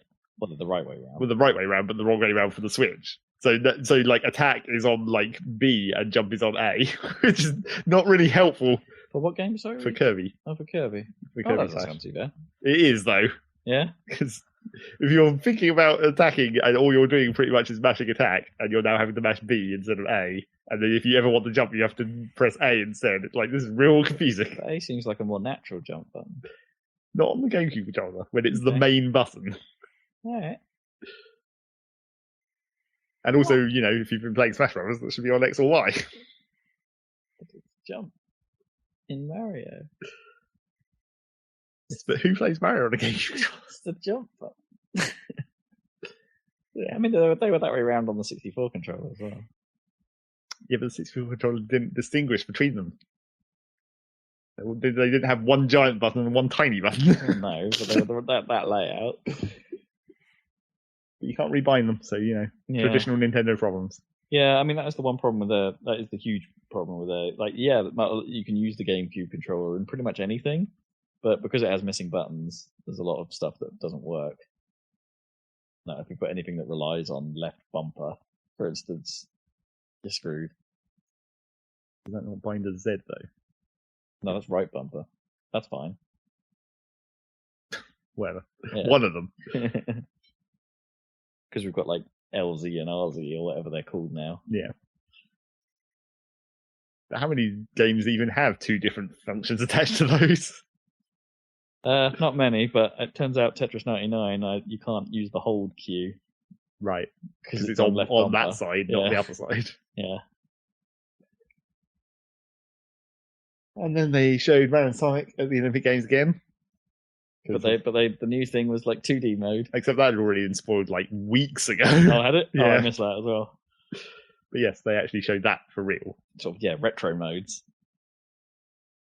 I mean, there's something about Mario and Sonic. I've never actually played any of them at all. Yeah. But there's something vaguely, like, from the outside looking in, those games look alright. Yes, they actually look competent. Yeah. Like it's clearly a minigame connection or whatever. They look like they're functional and probably not terrible to play. And it looks like some effort has actually been put into the sport. It's not like they've just, like, cracked something out. Yeah. They look pretty well formed. And like they have mechanics. Like the climbing looked surprisingly. They were focusing on that a little bit because I suppose they hadn't showed that before. But it's like that looked actually surprisingly like there's a lot there. Yeah, a lot of courses, a lot of mini games. I mean, when you've got like you're fucking playing rugby. Like, yeah. How does the that whole work? rules of rugby being ported into the Mario Sonic game? Yeah, it seems cool. I don't know. Yeah, we might have to try it at some point potentially. Are you still ready for Demon X Machina to come out at last? I don't care anymore. They've released a new demo. You can go in there and see whether it runs better. I might try that demo, but I don't know. I wasn't impressed with the prototype missions. No. Then they made a very weird announcement: Jedi Knight 2 coming to Switch. Where did that come from? I mean, why not? Yeah, I mean, I guess. Jedi Knight 2 Jedi Outcast? Yep. Okay. Are they going to do anything with it? I mean, nope. How's that even control? Like, it was a mouse and keyboardy type thing, wasn't it? Well, it's a sort of third-person action game-ish, kind of. So, but like that had not that terrible. Like famously, like weird multiplayer, right? Or like where you could fight. But it's only the single player. I think they did specifically say that. Oh, is there no multiplayer at all? Yeah, I think they said it's only the single player side of it. Yeah, because that's the part people really liked, right? With the crazy lightsaber styles fighting. I did that. I didn't see an EA tag on that. I know Aspire are the developer. Yeah, and you assume it must be under EA at some level, but it just didn't say it. Yeah, no, I'm not sure. I remember seeing the tag. Well, at least they weren't like super in your face about it. Just been in some tiny copyright text at the bottom of the screen. Yeah, probably. And then we've got some stuff that we can crap through pretty quickly. Witcher 3 still. Yeah. Assassin's Creed. They've just, as Ubisoft does, continuing to shit Assassin's Creed into every possible avenue. What did they give? What name did they give to this? Rebel Collection. The Rebel Collection. Because it's the pirate one and the other pirate one. The other pirate one. Yeah, pretty much. Dauntless. That's another one of those things where it's just like, yep, then we're just getting that onto the Switch. Yep. I'm surprised it wasn't there already, actually. And then there's the actual montage, which again, even less we need to talk about. Yeah, I didn't even cover what was in it because it wasn't that interesting. Nope. Devil May Cry 2, kind of again, the same kind of just put a thing on a thing. Yeah, but if they put the first Devil May Cry out on Switch? I wouldn't have thought so. Because Devil May Cry 2 is the bad one. Well, yes. As far as the community is concerned. But it's probably the much easier one to port than 1. I don't know. Is it? It's still a PlayStation 2 game. That's weird. If the first one's not there, that's extra weird. Maybe. Animal Crossing section. Except not really, because it was just the exact same thing again, but like longer. I mean, it was here's how Animal Crossing games work. Yeah, but they basically showed all the same stuff that they showed at E3, just with more talking. Yeah. It's just the longer version of that exact same. Here's the explanation version. Except not really explaining, it's more just like stating it. Like saying what is actually happening on the screen. Catch a bug. Yeah. Because that's something you do in Animal Crossing. I mean, it looks I'm not getting the hook yet. Like, what's this? I mean, yeah, you're not in a town and you're making a tent now, but it seems like there are the people have houses. Well, it seems like you eventually make a house. Yeah. I'm sure you can upgrade to a house. Yeah. Yeah, I'm not. Technically, you started a tent in all the Animal Crossing games, I think. No, you did the last one. I'm not an Animal Crossing player, but outside looking in, it looks like just another one of these. Well, yeah, so far. Like, where's the hook? I mean, the crafting is the bit that's different. Oh, is it? I guess. That's new, is it? Yeah. Okay. I suppose that's something. But I think I said that as when we were talking about it at E3, it's like, that really hangs on like how deep that crafting system is. If it's really just like, you're just going to get all these resources anyway, and then you just have to. You just occasionally make something and it doesn't, or like if you get too many resources too quickly or whatever, and it becomes functionally irrelevant. Where it's just like, I just make this thing and I don't even care what resources it costs. Right, yeah. Local 4-player co-op. I guess that's new. Well, they showed 2 at E3, but they didn't show 4. So they showed 4 in this clip. Yeah, they showed 4 in this one. All on the same screen, so they're like screen movement. Yes, you're stuck on the same screen. Going on. Right, yeah. Which, even when they only showed it with 2 at E3, it seemed like there's just like not enough stuff on one screen to do. Yeah, it's quite zoomed in, isn't it?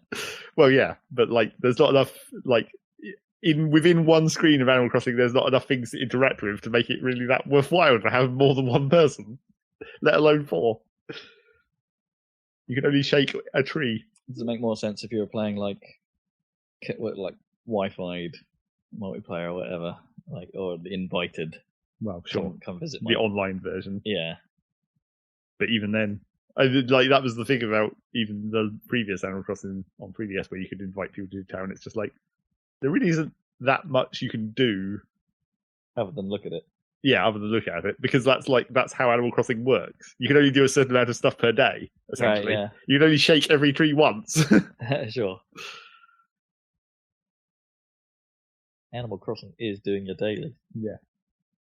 And then the last announcement, they re-releasing Xenoblade Chronicles and making it look good. I mean, it was a weird last announcement for them. I know they didn't hype it up in exactly the same way as they usually do on their directs. Like, they didn't I'm surprised they didn't end with like a Smash reveal, like, you know, Terry's reveal or something. They had the whole Smash thing afterwards, so that kind of you could argue that was just sort of not really the end. But like, I don't know. Maybe Xeno carries more weight in Japan or somewhere than it does here, but a bit of me kind of thought, it's like, does anyone... Well, some people like it. Yeah, but it's not a big thing, is it? It's like I know it's a Nintendo-owned thing, so maybe Nintendo want to make it a bigger thing than it is, but I didn't think it was, like, huge. Well, it's not a new game. That's the main thing about it being the last announcement. It's a remake, not anything actually new. Well, it's not even really a remake. It's more of a remaster, isn't it? Well... Maybe. People have been saying that from even what they showed in those little tiny bits of video, that they might be including some cut areas from the original game. Oh, okay. So there might actually be legitimately new content in there. Yeah. Alright, that's something. And that's it. Yeah, and then there was just the whole Smash thing, where Sakurai talked for a long time. Yeah, I haven't watched any of that. I thought I might look at how he did his banjo stuff, but it was so weird. I mean, well, some parts of it weird. Some parts of it were perfectly normal, the same as those always are. But when he does those sort of, you know, vaguely off the cuff-esque live stream sort of interview style things that he does, it can get kind of strange. Like right at the start of this video, he spends like a whole couple of minutes talking about like, when I'm doing demonstrations for these characters, I use 2 controllers to control both characters at once. Yeah, I heard about but if I put them on top, if I put the controllers on top of each other like I like them, then the LLR buttons keep getting hit, so I have to put them next to each other, and that's slightly inconvenient. And that's like, it doesn't go anywhere. He's just saying this, and it's kind of like, oh, that's kind of weird and cool, but like, why? Why do you feel the need to explain this whole thing? Because it fills time. Well, yeah, but you don't need to fill time. And, you know, Sakurai's an interesting chap. And who plays 2 controllers at once? That's the main thing. Like, when you actually do see... also, like, if you watch the hero version of this, when they detailed the hero character, it's just like, he's really good with 2 controllers. He really can control 2 characters at once, somehow. Like, later on, when... I mean, spoilers, but they revealed the home run contest is getting included. But like later on when he does that, he's like, oh, you can play home run contest, or you can play it in co-op. And then he does that with 2 characters, and he does really well at that as well. Oh, bloody hell. I'm like, holy crap. Sakurai's a genius. And then also when he's back to just playing with 1 controller, when he fights like a Donkey Kong and Diddy Kong as Banjo, and he's like, well, this is going well after like a minute and a half, and he hasn't taken a single hit. Wow. And he's just completely whooping these computer players. It's like, yeah, it is going pretty well. I agree. It's good to know that he's actually good at his own game. Yep, I guess so. Doesn't always happen. He definitely knows the mechanics. Put him in a tournament, see what happens. Well, that was another thing where later on when they were talking about Sans, and the costume, he also briefly talked about why that happened, which was basically that fucking Toby Fox came to his house. Yeah, right. They played Smash, and apparently Toby Fox is pretty good at Smash. And then that was the other news about town, wasn't it? Toby Fox is doing the music for it. Yeah. But yeah, apparently Toby Fox is quite good at Smash, and Sakurai was vaguely impressed by his skills.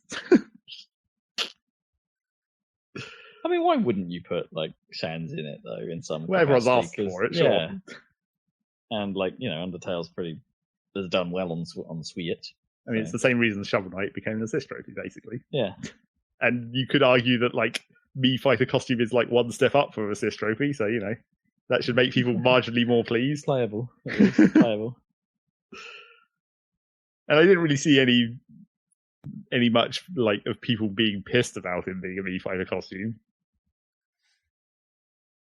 rather than a real character. No, I saw people thinking that people would be pissed. Like when they were doing a reaction where like they don't really have much of a care about it, but they think all the Undertale fans are going to be pissed that it's a Mii Fighter costume. But I didn't see that. No, they just seem perfectly fine. Also, because as far as Mii Fighter costumes goes, it doesn't look like a Mii at all. It is literally just Sans. Yeah, because it's a full face mask. Yeah, the Mii part of it doesn't make any difference. You could be anyone under there.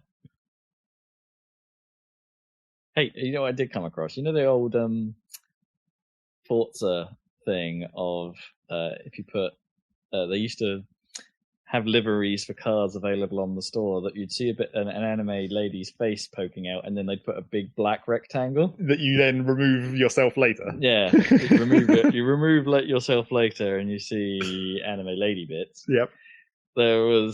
I've seen a couple of those on the Smash stage creator. Oh, right. The huge chunk of black. Just a huge blackness in front of what is clearly looks like a lady, and it's like, yeah, not getting that one. That's bound to be the same thing. Well, I don't know if it might not be. Yeah, it might not be back there. It might just be this is the joke. It could be. I doubt it, but it could be. I did find I just had a quick. Most of the levels are unplayable because it's just people making graphics. Yeah. Which is a shame. I did find one that was it looked a little bit. There was an anime character looked a little bit like Major from Ghost in the Shell, right? But basically, the level was just like you're on top of a bust, like that. That was the platform. Yeah, I think I've seen several of those. Oh boy. We can't have anything nice, is what happens. Give players the tools and they will wreck them. Well, I mean, it's not penises, at least. That it's is only true. Boobs. That is true. And not even exposed bosoms, as far as I know. Yeah, as far as we can tell. And that would be news. Yep, I guess so. That's your bi-weekly dose of... somehow too much news. Yeah. Even though you wouldn't have thought so. Lots of news this week. Oh, news is back. I guess so. We're done with the lull. News is back. The return of news. I suppose this is Nintendo's Gamescom Direct. You could argue. Yeah, kind of equivalent. Yeah, I guess so. Yeah. Right, it's time for what you've been playing. I guess so. Rob, you said you got quite a lot. I have a fair amount of game to talk about. What have you been up to? Well, I was jumping between games like before this couple of weeks, but nothing really was sticking with me particularly. So I haven't actually gone back to play many of those. Like I dabbled with Trackmania Turbo a little more. Oh yeah. But as that game gets harder, like I'm getting increasingly more annoyed with just how that game works, like how its physics system works. It's just yeah, I don't know. It's off-road physics in particular. Just it's so irritating. It's so twitchy. It's just like why do you think this is a good thing? It's like a lot of the levels were like again, this is a fairly Trackmania thing, so I shouldn't be too surprised. But a lot of the levels require such precision, and I'm only at the second difficulty level, man.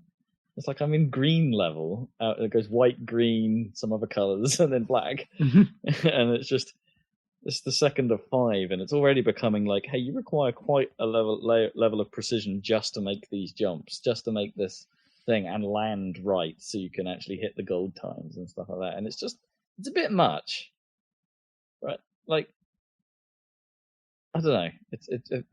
It feels too difficult, and the physics work against it.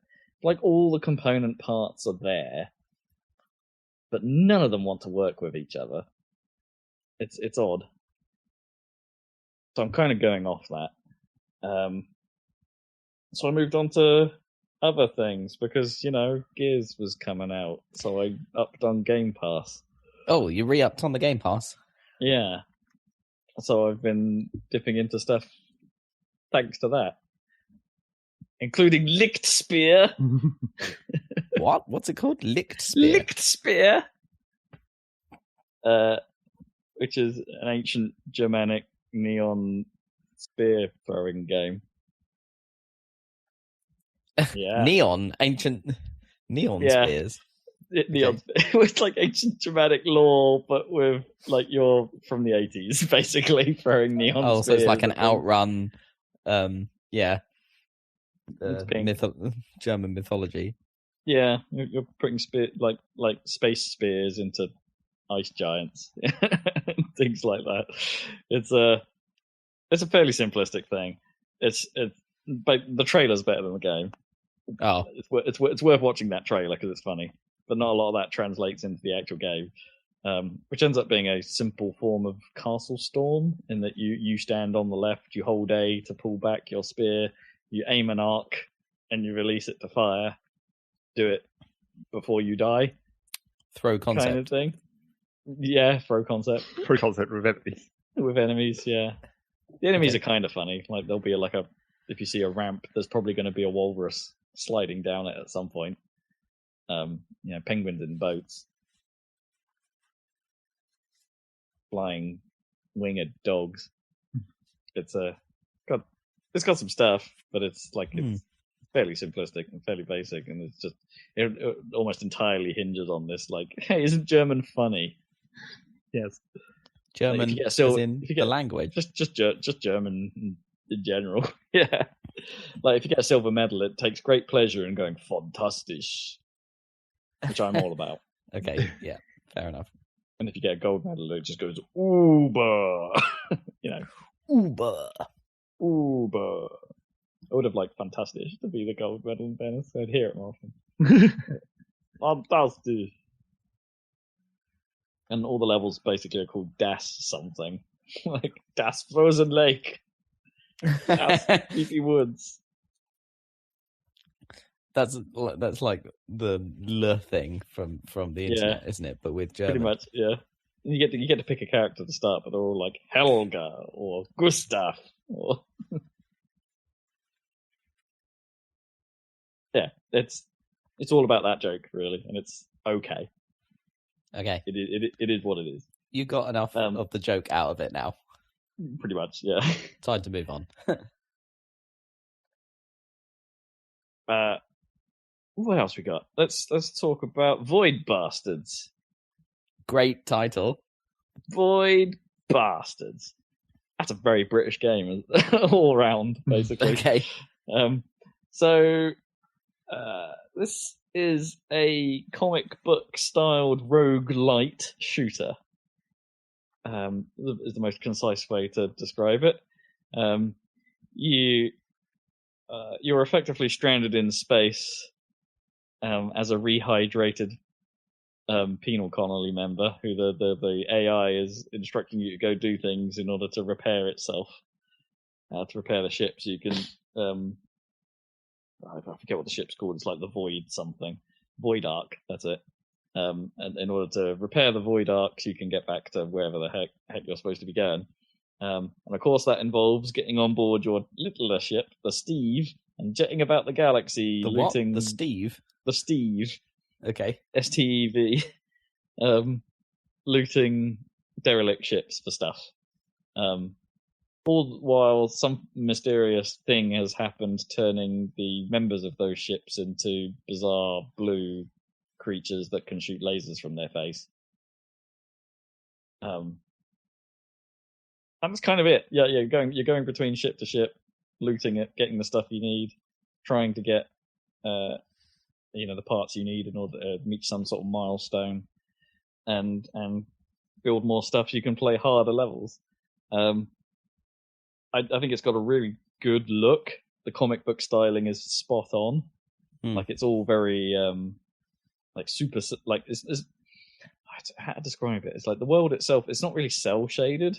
It's just kind of flat colors. It's like the walls will be like a solid yellow or something, but with like nice comic book lines, like to show where the detail is and things like that. There's not a lot of there's like pretty much no gradients in the game. It's all solid color and that kind of thing. And I think it totally nails that look. It's really nice. A lot and almost everything that can move in the game is 2D.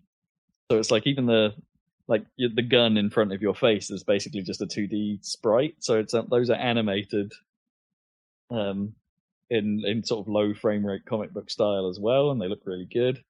All the enemies are 2D sprites, which is it's kind of odd seeing that style, but of course that means they all look like decent comic book art as well. It's a very stylish thing. It looks very good as a result. Even the menus and all that stuff are done in comic book panels. And unless you turn it off, the entire game is always presented with a border around it, like a comic book border, which I turned off because it defaults to white, and that got a little bit annoying. It's a bit distracting, having a big white border around it, so you can darken it, which is nice. They thought of that. So that's pretty much all you do. You do this loop, rinse and repeat, try and get more stuff, try not to get killed by angry Scots. It's decidedly, everything about it is British. Like you can go have a cup of tea and get caffeinated, and that would, like, weirdly it should be a cup of coffee, but you can go have some tea and then you'll do triple damage for 30 seconds. Or that makes sense. Yeah. Or you can. That's what tea's for, right? Tripling your damage for 30 seconds. There are these one of the first enemies you meet are these guys called like juvies, and they just walk around, and when they spot you they go, "Oi, buttface!" and they in a Glaswegian accent, and then start coming at you. And the janitors will wander around and be like, if they hear you, they'll be like, "Is that you, Gary?" For some reason it's always Gary. It's like, "Is that you, Gary?" And Scribe's always making jokes about Barbara for some reason. It's like, isn't that funny, Barbara? It's really weird. Like the tone is funny, and all the pirates are Scottish as well for some reason. Not like West Country pirates, like the typical pirates, but Scottish. No, pirates. they're just Scottish. They're just angry Scottish people. I find that stuff pretty interesting because a lot of the names of things and a lot of the this is the point where I struggle to remember off the top of my head things like that. Just the names and the jokes they make. They all seem decidedly British in like the flavor text and stuff like that. Like, would they even understand? would the international audience even understand half of this? But you're getting stuff out of it. Oh yeah, of course I am. Local references. I get it. Yeah. It seems neat. I'm kind of hooked. It's getting cool. That's good. I've only really reached the first milestone of about 4. I think you get 4 milestones and then the end game. I've only really completed the first but it gets hard real fast. And I'm playing on normal difficulty, and there's like 5 difficulties you can choose from, and normal's right in the middle. It has this thing like nebula depths where you can choose to be in like easy land, but the materials you need are probably going to be in harder levels. Right. So you go down into the nebula further, and you reach depth 2, and then things get a bit tricky. And then there's depth 3, where I've only been in once and immediately died.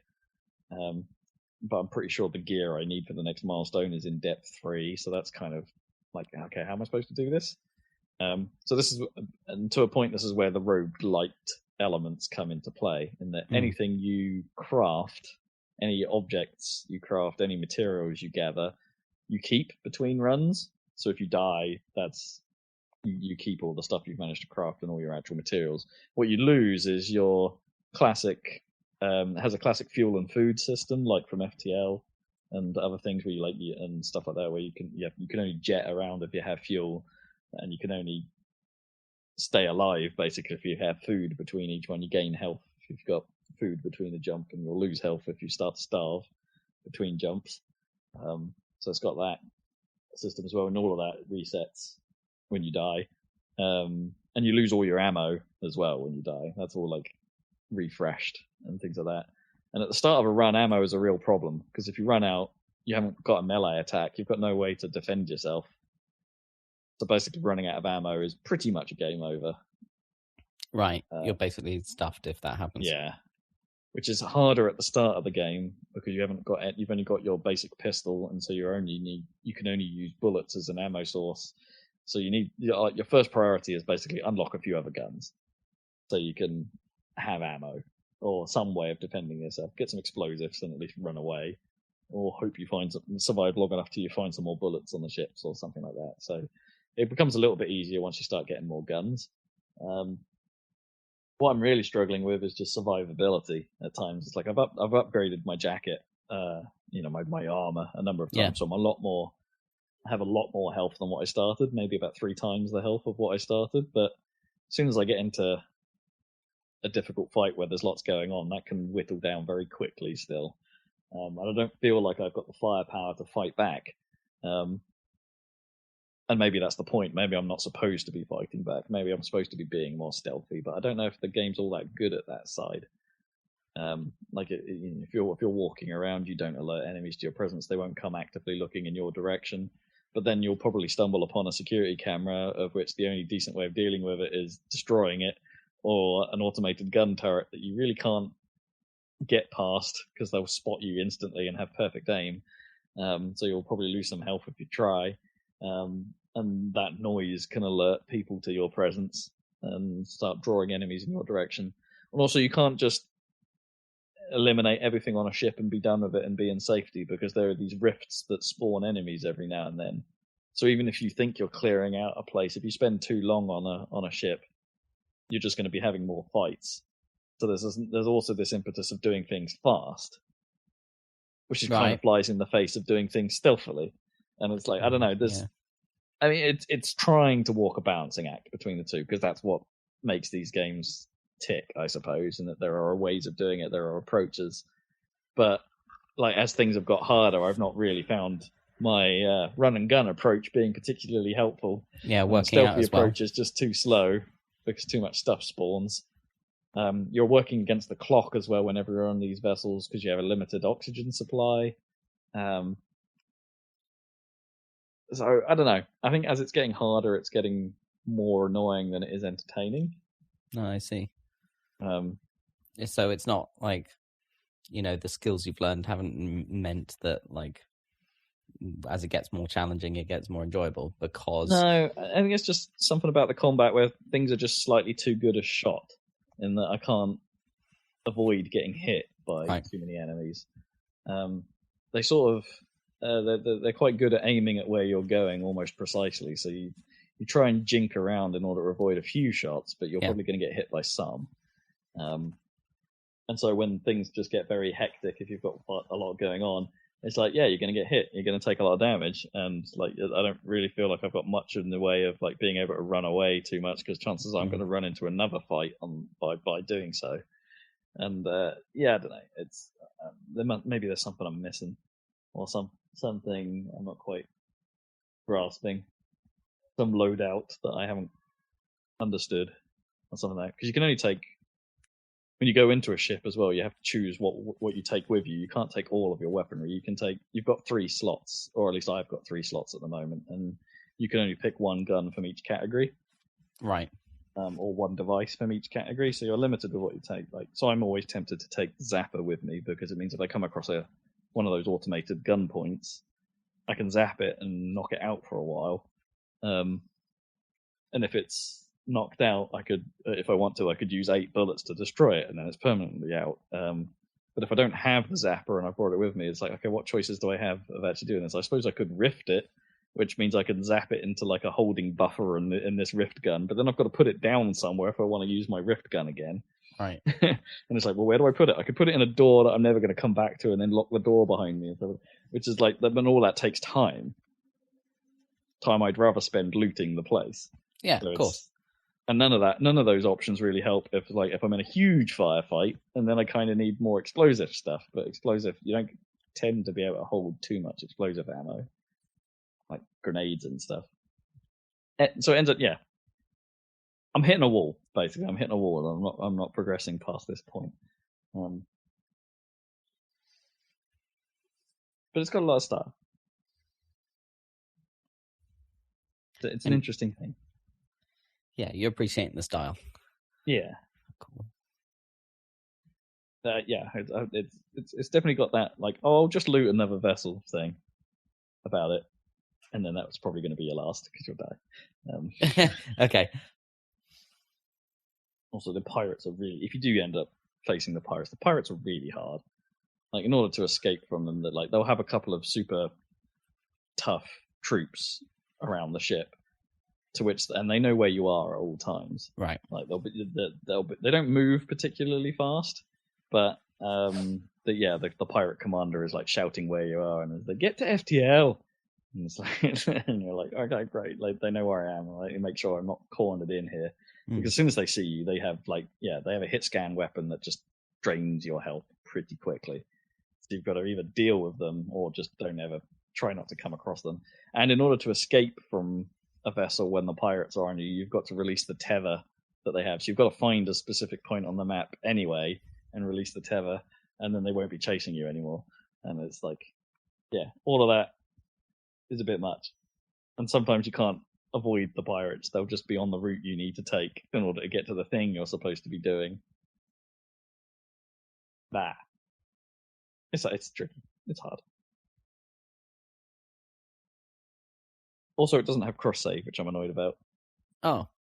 Because I installed it on PC first, but because Gnome's been using my computer quite a lot of late, I thought, well, that's fine. I'll just start it on Xbox and I'll play it there. And it's a little bit performant on my Xbox. It has to be said. It's not. It runs at 60 when it can, but it'll drop quite a lot. Okay. To the point where the game actually has frame skip options and things like that if you want it to run at low frame rate all the time but be consistent. Oh, weird. Yeah. Really weird. But if you run it on, as I say, I wanted to go back to it on PC, and I loaded it up, and it's just like, oh, my save's not here. Great. So yeah, it doesn't support cross save, which is annoying. I reckon it might be a bit easier with the mouse because headshots matter. Well, naturally. Yeah. But not that much easier. So Void Bastards. Speaking of Gnome, we started playing Detroit Become Human. Oh yeah, because it was on PS Plus a while back. I don't know. I don't really know what to say about Detroit really, because it's like from a technical, from a technical perspective, it's really very impressive. Like how that game looks and how the lighting works and how the face capture and stuff like that. And how the cameras work and stuff like that. It is, for the most part, hugely impressive. Like it looked really nice. I think the environments are exquisitely detailed, and realistic, and there's a lot of effort has been put into their environments, and just the whole look of the game is really great. I think where it falls apart a little bit for me, and for those who don't know, it's like a David Cage, the Quantic Dream adventure game where you're effectively like sort of wandering around, making choices, doing actions on the controller to do mundane things like do the washing up and stuff like that. So it's another one of those, and it follows the same patterns pretty much. Just without the combat stuff that Beyond Two Souls had. I don't think that's a thing now. Those are just QuickTime events now, like they were in Heavy Rain. They always kind of were QuickTime events, but they were kind of like implied QuickTime in Beyond, where it's like, oh, hey, Jodie's arm is moving to the right, so if you flicked right on the stick now, that would be a good action. It was that. It stopped them from needing to put prompts on the screen. Right. And for the most part, I thought that was kind of a neat idea. That worked kind of well. But now it's just, big button prompt, do the thing, do it right now. We're playing it in casual mode as well, so that means that some of those actions are simplified. So that allows Gnome to be able to control it a bit easier, because she gets confused between which button is which still. Right. Especially on a PlayStation pad, where it's all like symbols, and L2 and R2 are often, the L's and R's and the ones and twos often get confused to those that aren't controller aware. I'm still not that PlayStation controller aware, even though Fair enough. Yeah, it's my main controller now. Yeah, it's like when she sees a prompt on screen, she like tends to want to use the stick that she was last using, which tends to be the left stick. So whenever a prompt, so she's wandering around a scene, and then a prompt comes up to flick the right stick down to examine an item, and she'll flick the left stick, which will cause her character to turn around and will start walking away for it. And I'm sat there going, "What are you doing?" It's it's sort of a frustrating watch, but hey, casual mode does simplify some of that. It's one of those. My biggest problem with it so far has been that we're about 4 hours into it, I think, and the story is just so by the numbers. Yeah, that's the thing. I saw a little bit of it. My flatmate was playing it, and it's like, it's just like, it looks amazing, and it's like all of this artwork and all of these people have put so much effort into making this work so well and look so good, and the story just seems so basic and like bashing you over the head with no subtlety at all. No, it's really just it feels so done before. Is my problem with it. It's not like they're this drink made more noise than I was expecting. It's not like they're really. I'm waiting for it to turn, but at the moment it's just like, your standard robots are slaves, break free storyline, and we've only really just had a couple of the moments where the androids start going deviant, as they call it, and there's a bit of a sequence that plays out when that happens, and it's but everything else is just it's that theme, and it's not, there's no twist to it yet.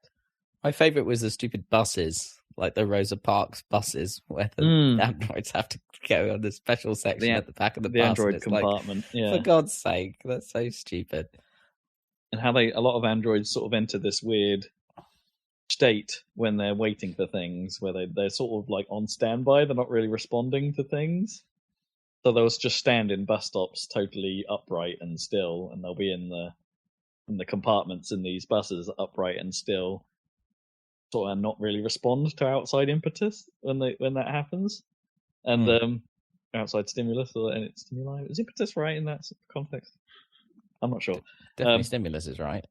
Yeah, they don't really respond, which is weird because they won't even respond to another android walking up to them and asking them a question. They'll just be like, they'll turn their head slowly to look and then turn it back and be like, not interested. And it's like, okay. Whereas every other time they're quite humanoid, right, in the way they move and the way they stand, and it's odd. I think what is, if it weren't for like the and maybe the by numbers thing is just because of how we're playing it to some degree, but I think we're limited in where our choices can go at this point in the game. But I think what is really neat is that they expose, when we talk about these games that have like branching paths, and you talk about the diamond structure or whatever, where it has to branch out and it all has to come back. They expose what that is in this, so you get a flow chart for every scene, and it will basically, it won't tell you what they all are until you've done them, but you can effectively see where the paths go, and what you missed, what you did do, what you didn't do. So if you went back into a scene, for instance, presumably once you finish the game, you can go back and see, okay, this is a choice I could make that could take me down a different path. Or this is a choice I made that unlocked an option somewhere else in the game. What if I didn't have that? Or what if I went this way? Would I unlock a different action? And I think that's really neat, because that sort of, for one thing, it shows the complexity of what they're trying to achieve with this thing. Because in most scenes, you're not going to hit most of the choices in a single run. Some of the denser scenes, you're unlikely to hit a huge portion, actually. of what's available to you. But it's nice to just sort of look at the graph and be like, oh, we did miss something there. We could have done something differently when you were thinking about it, and being like, okay, what do we do now? Is this a pressure situation? Are we supposed to break the rules here and go do our own thing, or is waiting a viable option? And then you go look at the flowchart and be like, oh, maybe doing nothing was a viable option. You know, that kind of thing.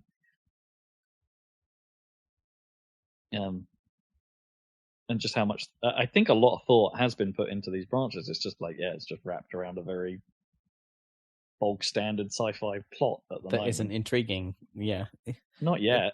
It's weird. There's isn't it? There's a couple of hooks, but they're very much like, you know, the standard sort of like, hey, there's an uprising. It doesn't even matter if it was Android related or anything like that, but it's like, hey, there's an uprising and there's a person leading it who everyone reveres, and we're only just learning who this is. This RA9, as it's been referred to, and it's like, okay, that is the one thread of interest we have right now, but it's a very standard thread of interest, right? It's like there is one guy that everyone tries to, the leader that is, you know, you're supposed, the leader person that everyone's like, ooh, and the androids are struggling to deal with their newfound emotional freedom, and it's like, find this guy, and it's like, well, yeah, okay, that's the one thing we've got.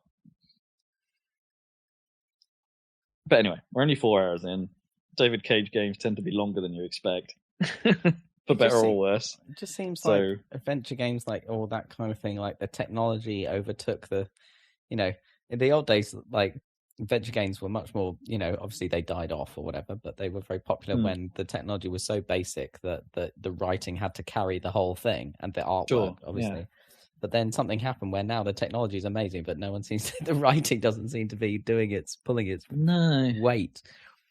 And so it's weird because, like, the only thing I can think of that's really achieved that was Walking Dead season 1, right? Right. So I thought that was really good, and like, but that's almost entirely from the writing perspective. The tech of the Telltale game isn't strong. No. But maybe that's why it was good, because it had to, the writing had to carry it. Yeah, carry it. Yeah. Whereas now everything looks beautiful and controls well and is super stylized and things like that, and they do a decent job of that. It's well acted.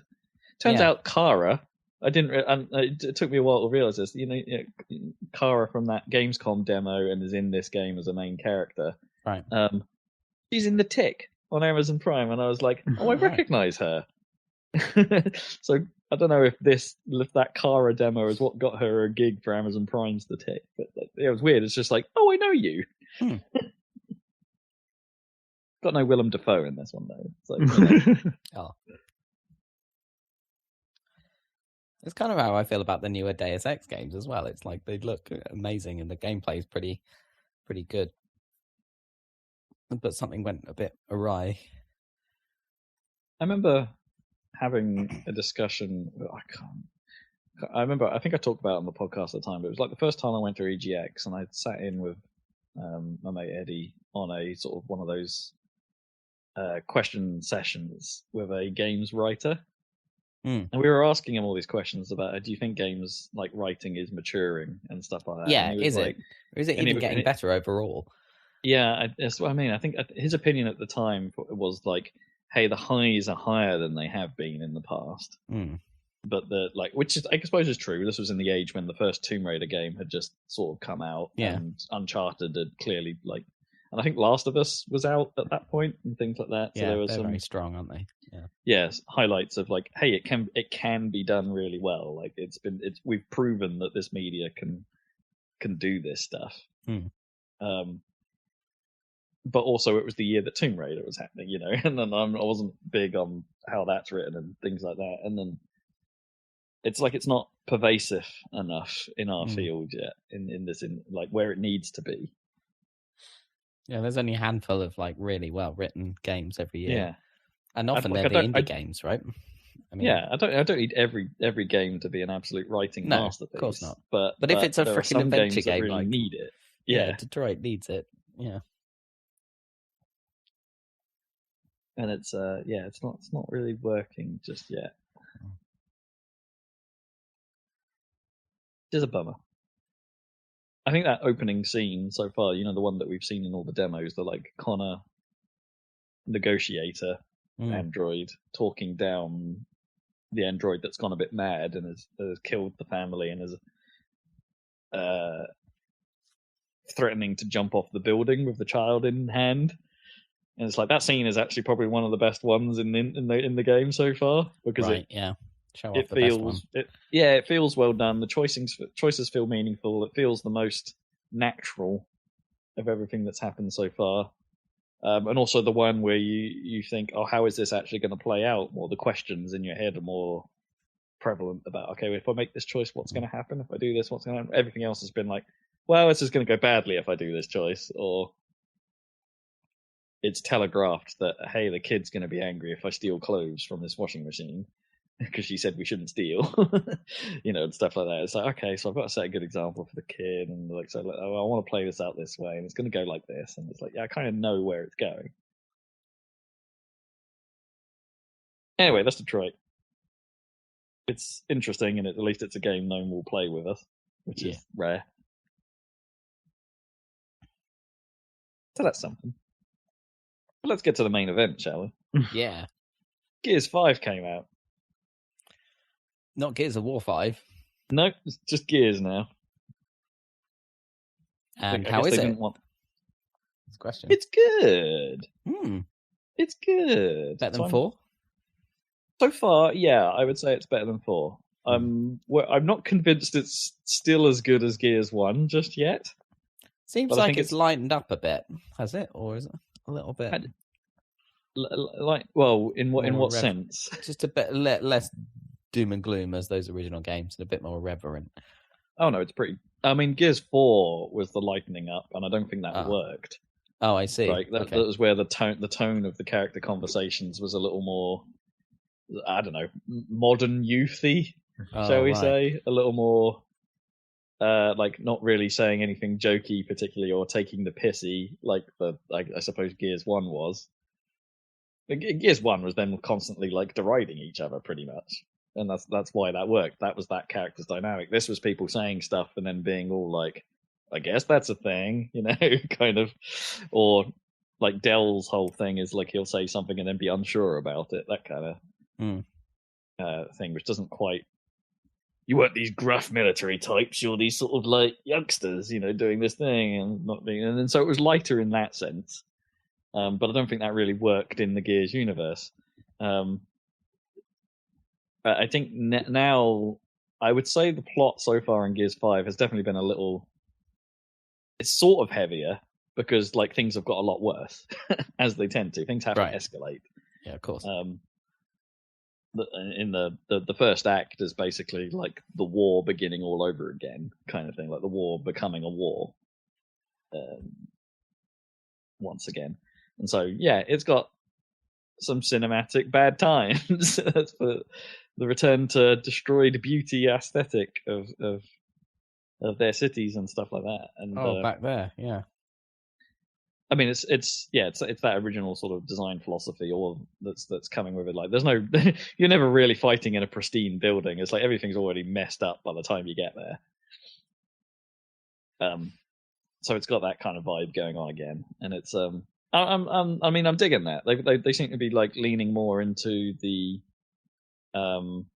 here's a set piece moment style, as opposed to I don't know if this is a positive or not. Actually, the more I think about it, it's like they're leaning into the set piece thing. So you come into a thing and there's a specific moment happening in this area. There's a specific thing to do. Like a convoy has stopped. You got to kill enough guys so this cutscene can proceed, kind of thing, I suppose. As opposed to Gears 1, which was more about enter area. This area is like a combat puzzle.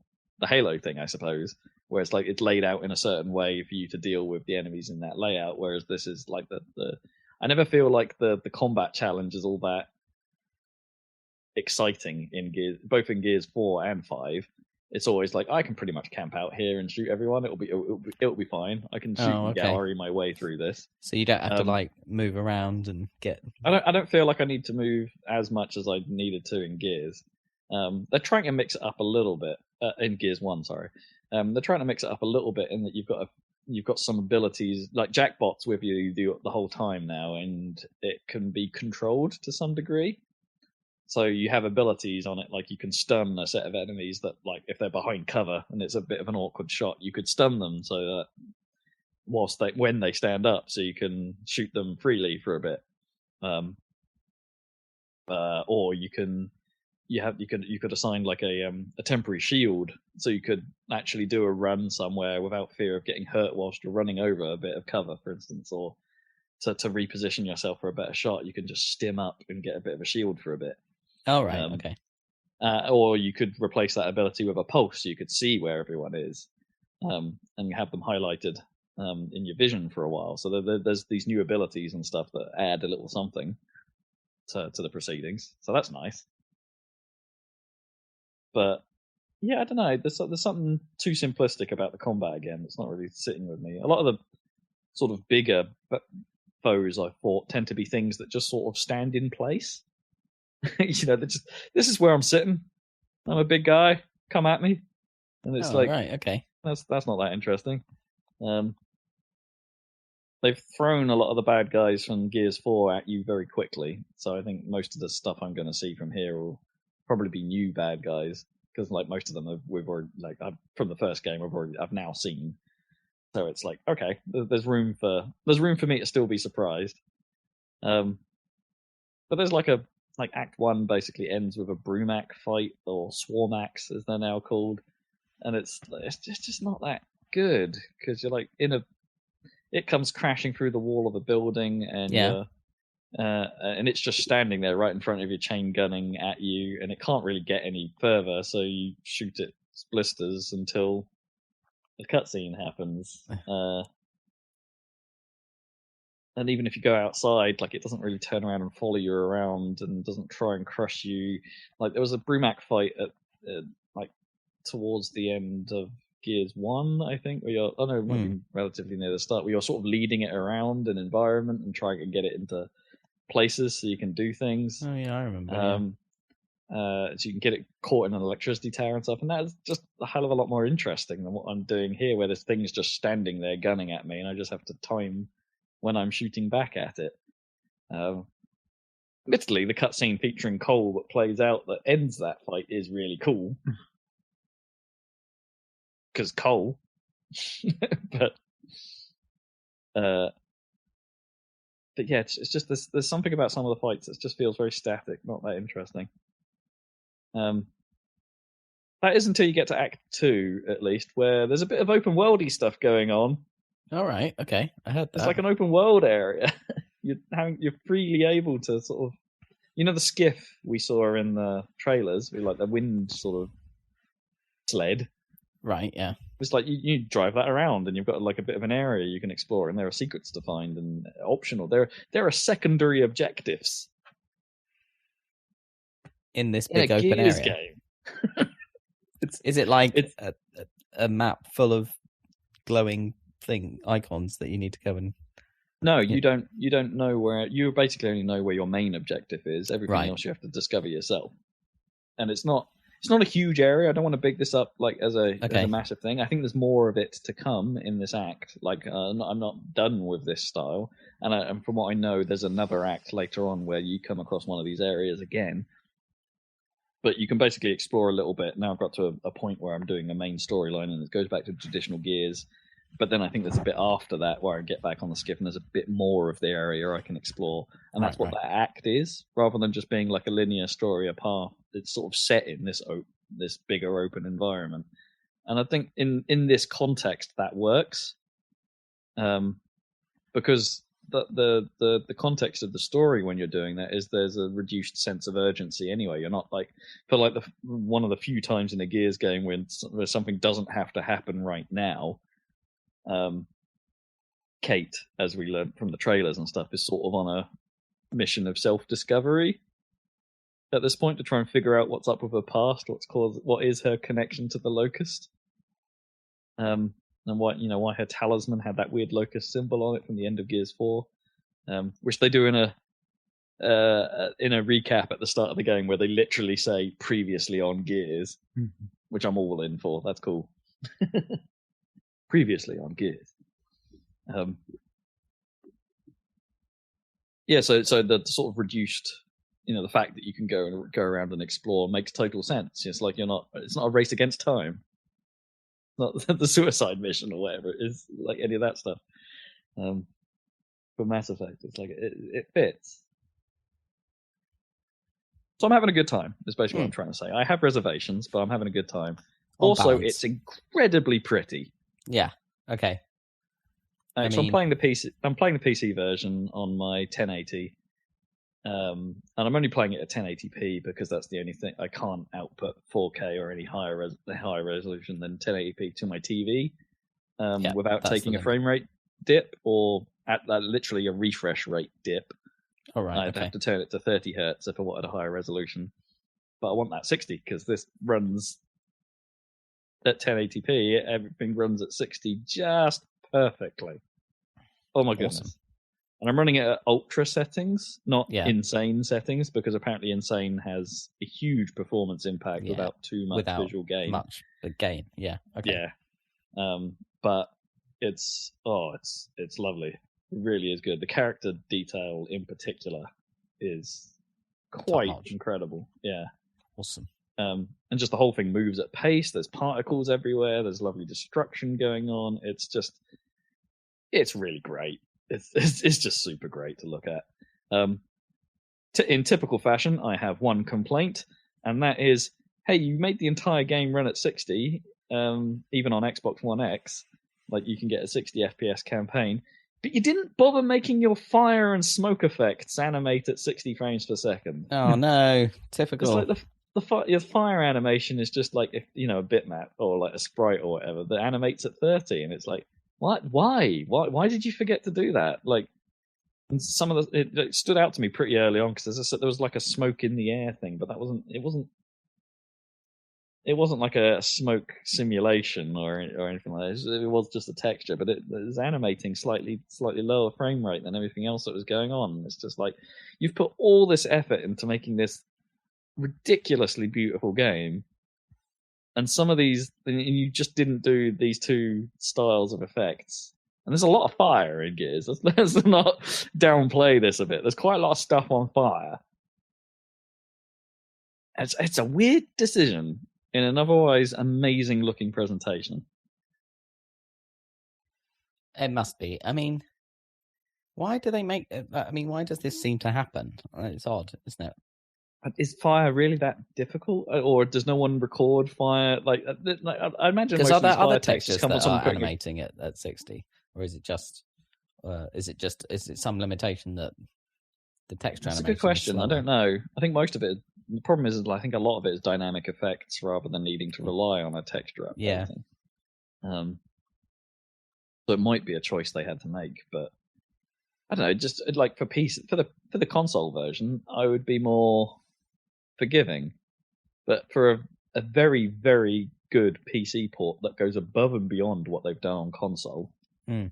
Like, it's not like this was a purely designed for console game. They've gone a lot. You can push Gears a lot further on PC than you can on Xbox One X.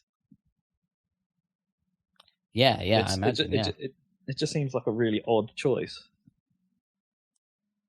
It's like the assets for fire that everyone still uses, like old assets. Maybe they just buy it from a library, and and no one's bothered to go out to just film fire with a 60 frames per second camera. Or figure out a way of simulating that. I don't know. Yeah, I mean that's what you need, right? That'll be the next step for fire. Is like actually have it be nicely simulated with a good performance budget. But I do think some of those, as I said, my reservations about the set pieces, maybe like in terms of gameplay, might be something. But there are some moments in it where I've genuinely just smiled and had a bit of a laugh to myself at like what's going on. There's a scene in a theater that's kind of funny. Cool. It's an astonishingly good looking game. I think it's written better than Gears 4 was. And I hope this sort of new direction of no urgency kind of pays off, and it's different, but it's working for me more than Gears 4 did. I will still be a Gears 1 apologist, but and supporter of how that game plays out. But this seems like a step in the right direction so far. Sweet. Yeah, having a good time. And that will be me. I will finish there. Lots to talk about. Yeah. Plenty of games. What about you, Zach? How many games you got? Well, not very many, luckily. This podcast is going to be long. Going to be long, yeah. I continue to play Oxygen Not Included, but as I predicted, I couldn't resist playing other save files. Right. That damn main save file where the frame rate is just getting real low and I'm just like waiting for space missions to complete. It's not interesting enough. I need different things. So I've basically just made save files on more or less all the other different types of asteroid just to see what's up with their specific problems. But, even that interest doesn't last that long because it's like you have to solve that problem that's usually immediate at the start, and then it just turns into a normal game after that. Right, yeah. What usually happens with any game you play like this, isn't it? Like, you deal with the issue at hand, and then it's like, yep, all right, back to normal. Yeah, kind of. So I've been playing some of that. I did manage to record a second video, but I haven't finished getting around to editing it or anything, so that should go up at some point. Cool. Because content? Yeah. I might continue that map at least. Coincidentally, the map that I was recording has some sort of interesting opportunities for like certain layouts of geysers and whatever, where it's just like, oh, this is conveniently close to my base, so I can actually get to it quite quickly and do things that are sort of interesting, I guess, for videos. So there's that.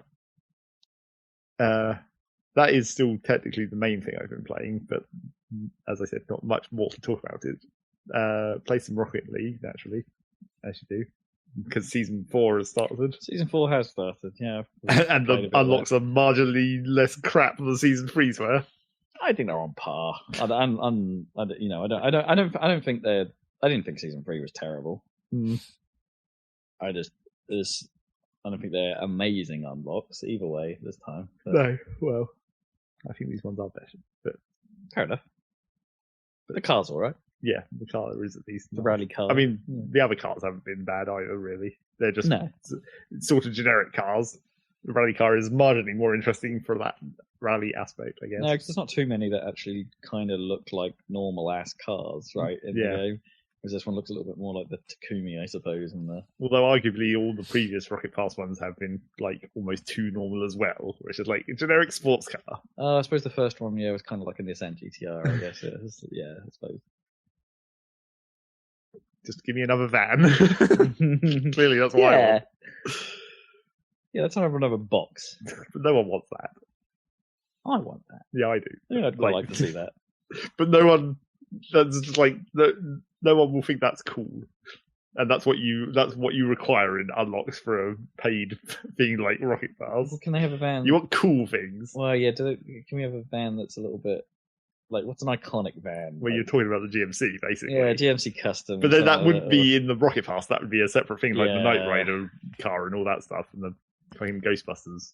yeah. What about like that souped up Transit that what's on Top Gear?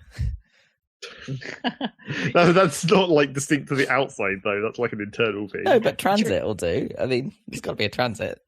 I was about to say, could they do a Top Gear crossover and like have the Toyota pickup or something? That's like, I suppose it's more of a Toyota crossover than a Top Gear crossover. I suppose that's the problem. It's too licensed, isn't it? Yeah, that's the trouble. I mean, it's surprising that like they did get the licenses they did. I was kind of like looking at it because if you look at, for example, the Ghostbusters car. It's the only copyright on there is Ghostbusters, and I was kind of expecting like the vehicle manufacturer to get their one in there as well. Yeah, he did make that. It's like a hearse, isn't it? So it's like some diner or something. It's a Cadillac, isn't it? Or maybe. Yeah, I thought it was a Caddy.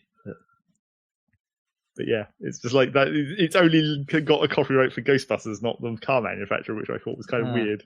Maybe it's changed enough that it's more like the cartoon version rather than like the actual car. But like the Knight Rider car doesn't have any other copyrights. Is that a real car? I think it is, right? Yeah, it's a Pontiac, I think. Yeah. Yeah. So, it's kind of strange. But yeah, is it a Pontiac? It's similar to a Firebird, but yeah, I'll check that. but Rocket League has been continuing. And here's another random weird like snippet of things that I've been perceiving about Rocket League in the same vein as the everyone's drunk on Friday. Right. I've noticed from playing in my solo playing that like apparently literally everyone in Diamond, the 3 levels of Diamond in solo, literally everyone in Diamond is actually Champion 2. Because if anyone is ever bitching at anyone else and they're like, well, what's your fucking level in any of the other game modes, whichever one they care about the most, the response is always Champion 2. So apparently I'm Champion 2. Great. I mean, how much of that is just lies? Yeah, exactly. But it's weird that everyone chooses the same lie if it is lies, Yeah, which it probably is. it's weird. Yeah.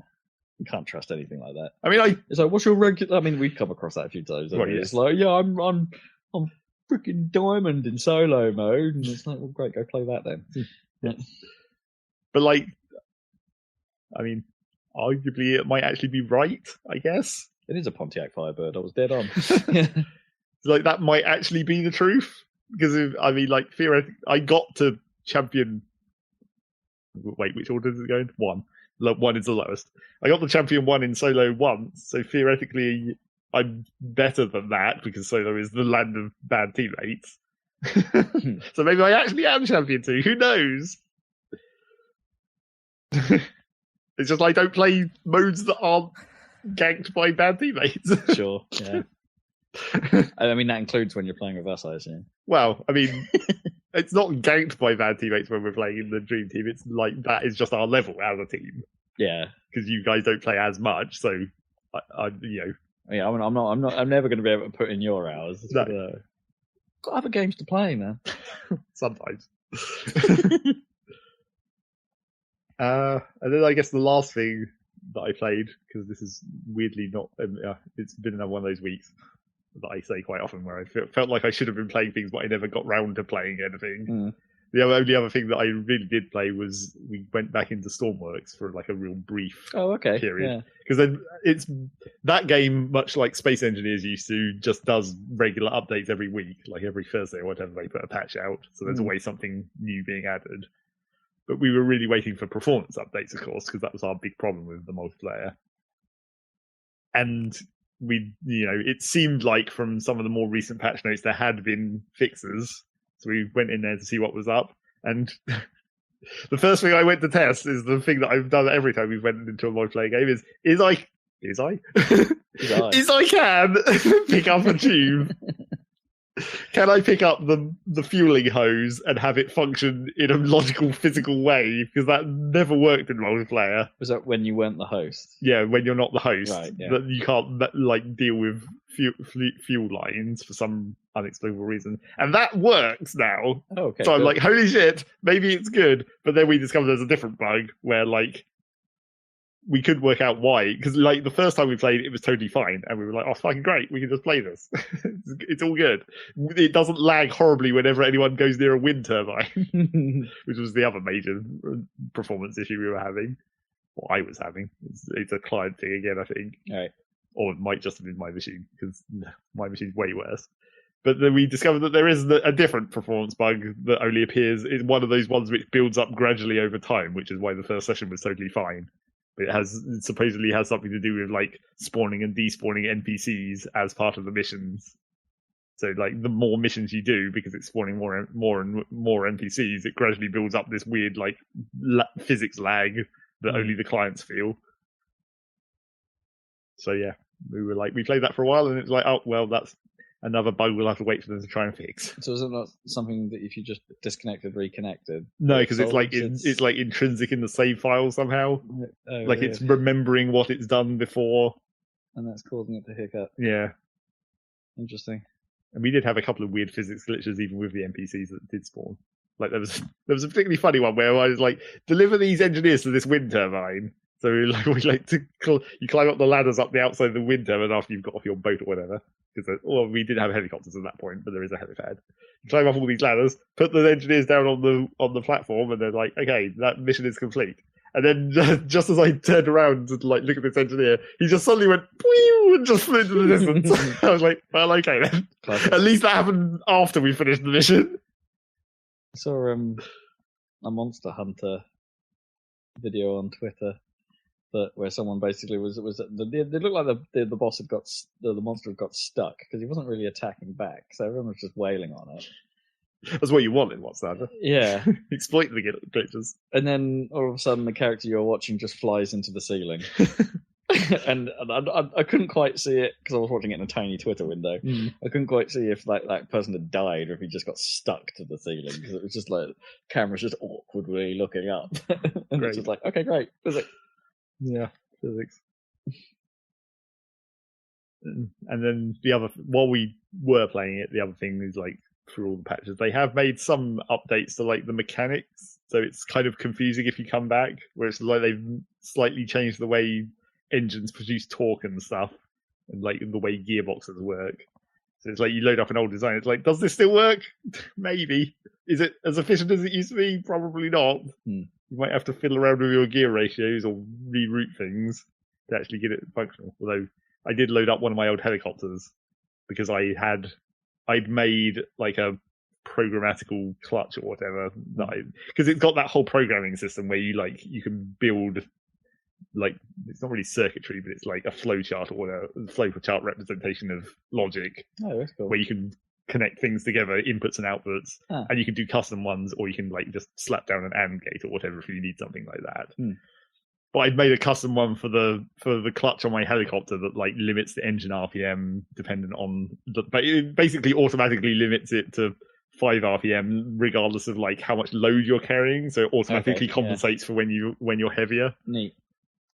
And that helicopter still worked without any changes, even though there's been all this change to engine torque and stuff. So it's like, well, that's good. At least that means I won't have to go through the trouble of designing that again. Except, arguably, you want to do that anyway because that's really the game. Right. You want to make a new design because that's what you're doing most of the time in that game. Improve on it. Yeah. That's right. So yeah, we're probably not going to play that again for a while, I guess, until more patches happen. Speaking of patches, I'm still waiting for the goddamn Terraria patch. That's going to be our next, I think, the next multiplayer game that I'm going to be getting into whenever that patch happens. Although I don't know if we'll end up playing it together. We might. Because we did play before, but who knows? Who knows? There's a lot of choices of what you want to do. Oh, and I almost forgot. I very briefly went back into Minecraft. Oh yeah. Because there's been yet another like a new version of Sky Factory, the weird, start in the nothingness. Sky, you start on a single block with a tree on it, and then you build everything out of nothing and all that stuff. Oh, New version of that's come out. How does that work then? Well, the new version is like quite different, which is why I even went back in there, because another version of that might not have been that different. The thing about it now is they've kind of completely changed how you start, especially because previously you're on this tree on a block, you'd mine out the tree, you get the wood, you build a platform, you grow more trees, and then the way it used to work was you'd get the leaves off the tree, you'd compost them into dirt, you'd sieve the dirt, you'd get like little bits of stone, and then you'd make stone bricks, and then so on, like all that stuff. And it was all about basically sieving. You'd like get the dirt, sieve it to make stone, get the stone, crush it into like gravel, and then sieve that, and that would give you like minerals, and then you'd make all the other stuff. So the whole sieving process was the sort of early game. But now it's all based on like trees and like tree breeding. Like the tree you start on now is specifically called a dirt tree, where you can get like dirt acorns and dirt resin, and then you combine those together to make dirt. And then by doing certain other things to the saplings of that tree, you can make different types of tree that give you different resources. So you get like the gravel tree and the sand tree. So it's now all tree based. All right, that's weird. But then the other thing that's also kind of weird about it is it has a kind of a meta structure now, where like you, by completing like the in-game achievements, like just the progression through the tech tree, essentially, you unlock like points to spend to unlock different like extra mods, essentially. Like, Free not mods. all the mods in the mod pack are available from the start, Oh, interesting. Huh. which is kind of weird. And also, I noticed that, like, from what I can see, some of them, like, what would have been considered, like, the main mods of the previous versions are, like, not there any longer. Like, Ender.io, the main one, which was all about, like, the logistics network, like, moving things through pipes between different machines. Okay, That yeah. doesn't seem to be there any longer, but there's other, like, mods that do a similar thing, but aren't the ones that I'm familiar with. Right. And, like, the storage computer also doesn't seem to be there, but there's another mod that has sort of the same stuff, where you can see it still has, like, storage drives and all that stuff. And like the storage bins are different, and so I'm like, okay, this is actually different. But is it going to be? Well, firstly, is it going to be that different? And secondly, is it going to be like better or more balanced? Right. Just still all on Java Minecraft. Yeah. As well. Actually, and I'm still running it through the Twitch client because that's how you get those mod packs. Huh. Still weird. That is weird. And the other reason I went back to Minecraft was because, you know, now I have all this extra RAM. Yeah, right. Yeah. After my RAM upgrade, so now it won't run out of memory and crash all the time. So have you filled all your slots now with RAM? Or your stick? No, I Or did you- upgraded the sticks to bigger rather than more Nice. small. That's often a better strategy. Yes. Also, because I don't think I could. I think the way my CPU cooler is, not sure I could actually fit RAM in all of my slots. Right. Right, yeah. It kind of that overlaps two of before. them, Yeah. which was lucky because I didn't really check that before I got the new RAM.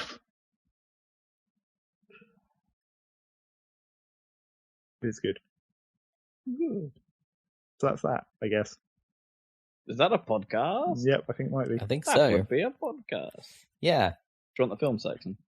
What? No, not now. We want the Happy Salad films being posted Yeah, on the YouTube the section. videos. Oh yeah, video section. Well, everything went up last time. Yep. We're getting Sonic Advance next. We're going into the handheld Sonic games to show people that they're like good, They're because good. no one ever remembers. They are Yeah. okay. Yeah, so check out those videos if you want to see everything. We've got everything up there. And there may potentially be more option not included videos, of course, Yes. when I get around to putting those up. Yeah, so check those out, and we'll be and back. Also, wait, one more thing to say. This is like totally massively future video, but I saw a news post with a new character coming to Lethal League Blaze. Oh, Well, it might be another video. Yep. On that then. time So you can for- make an excuse to just play more Lethal League. Woo, Yeah, more content. Yeah, so look Kiki's forward to delivery that. service is really good. That's my film section. Okay. Yeah. Kiki's Delivery Service. Yeah, it's a classic. Yes. It's great. Watched that last night.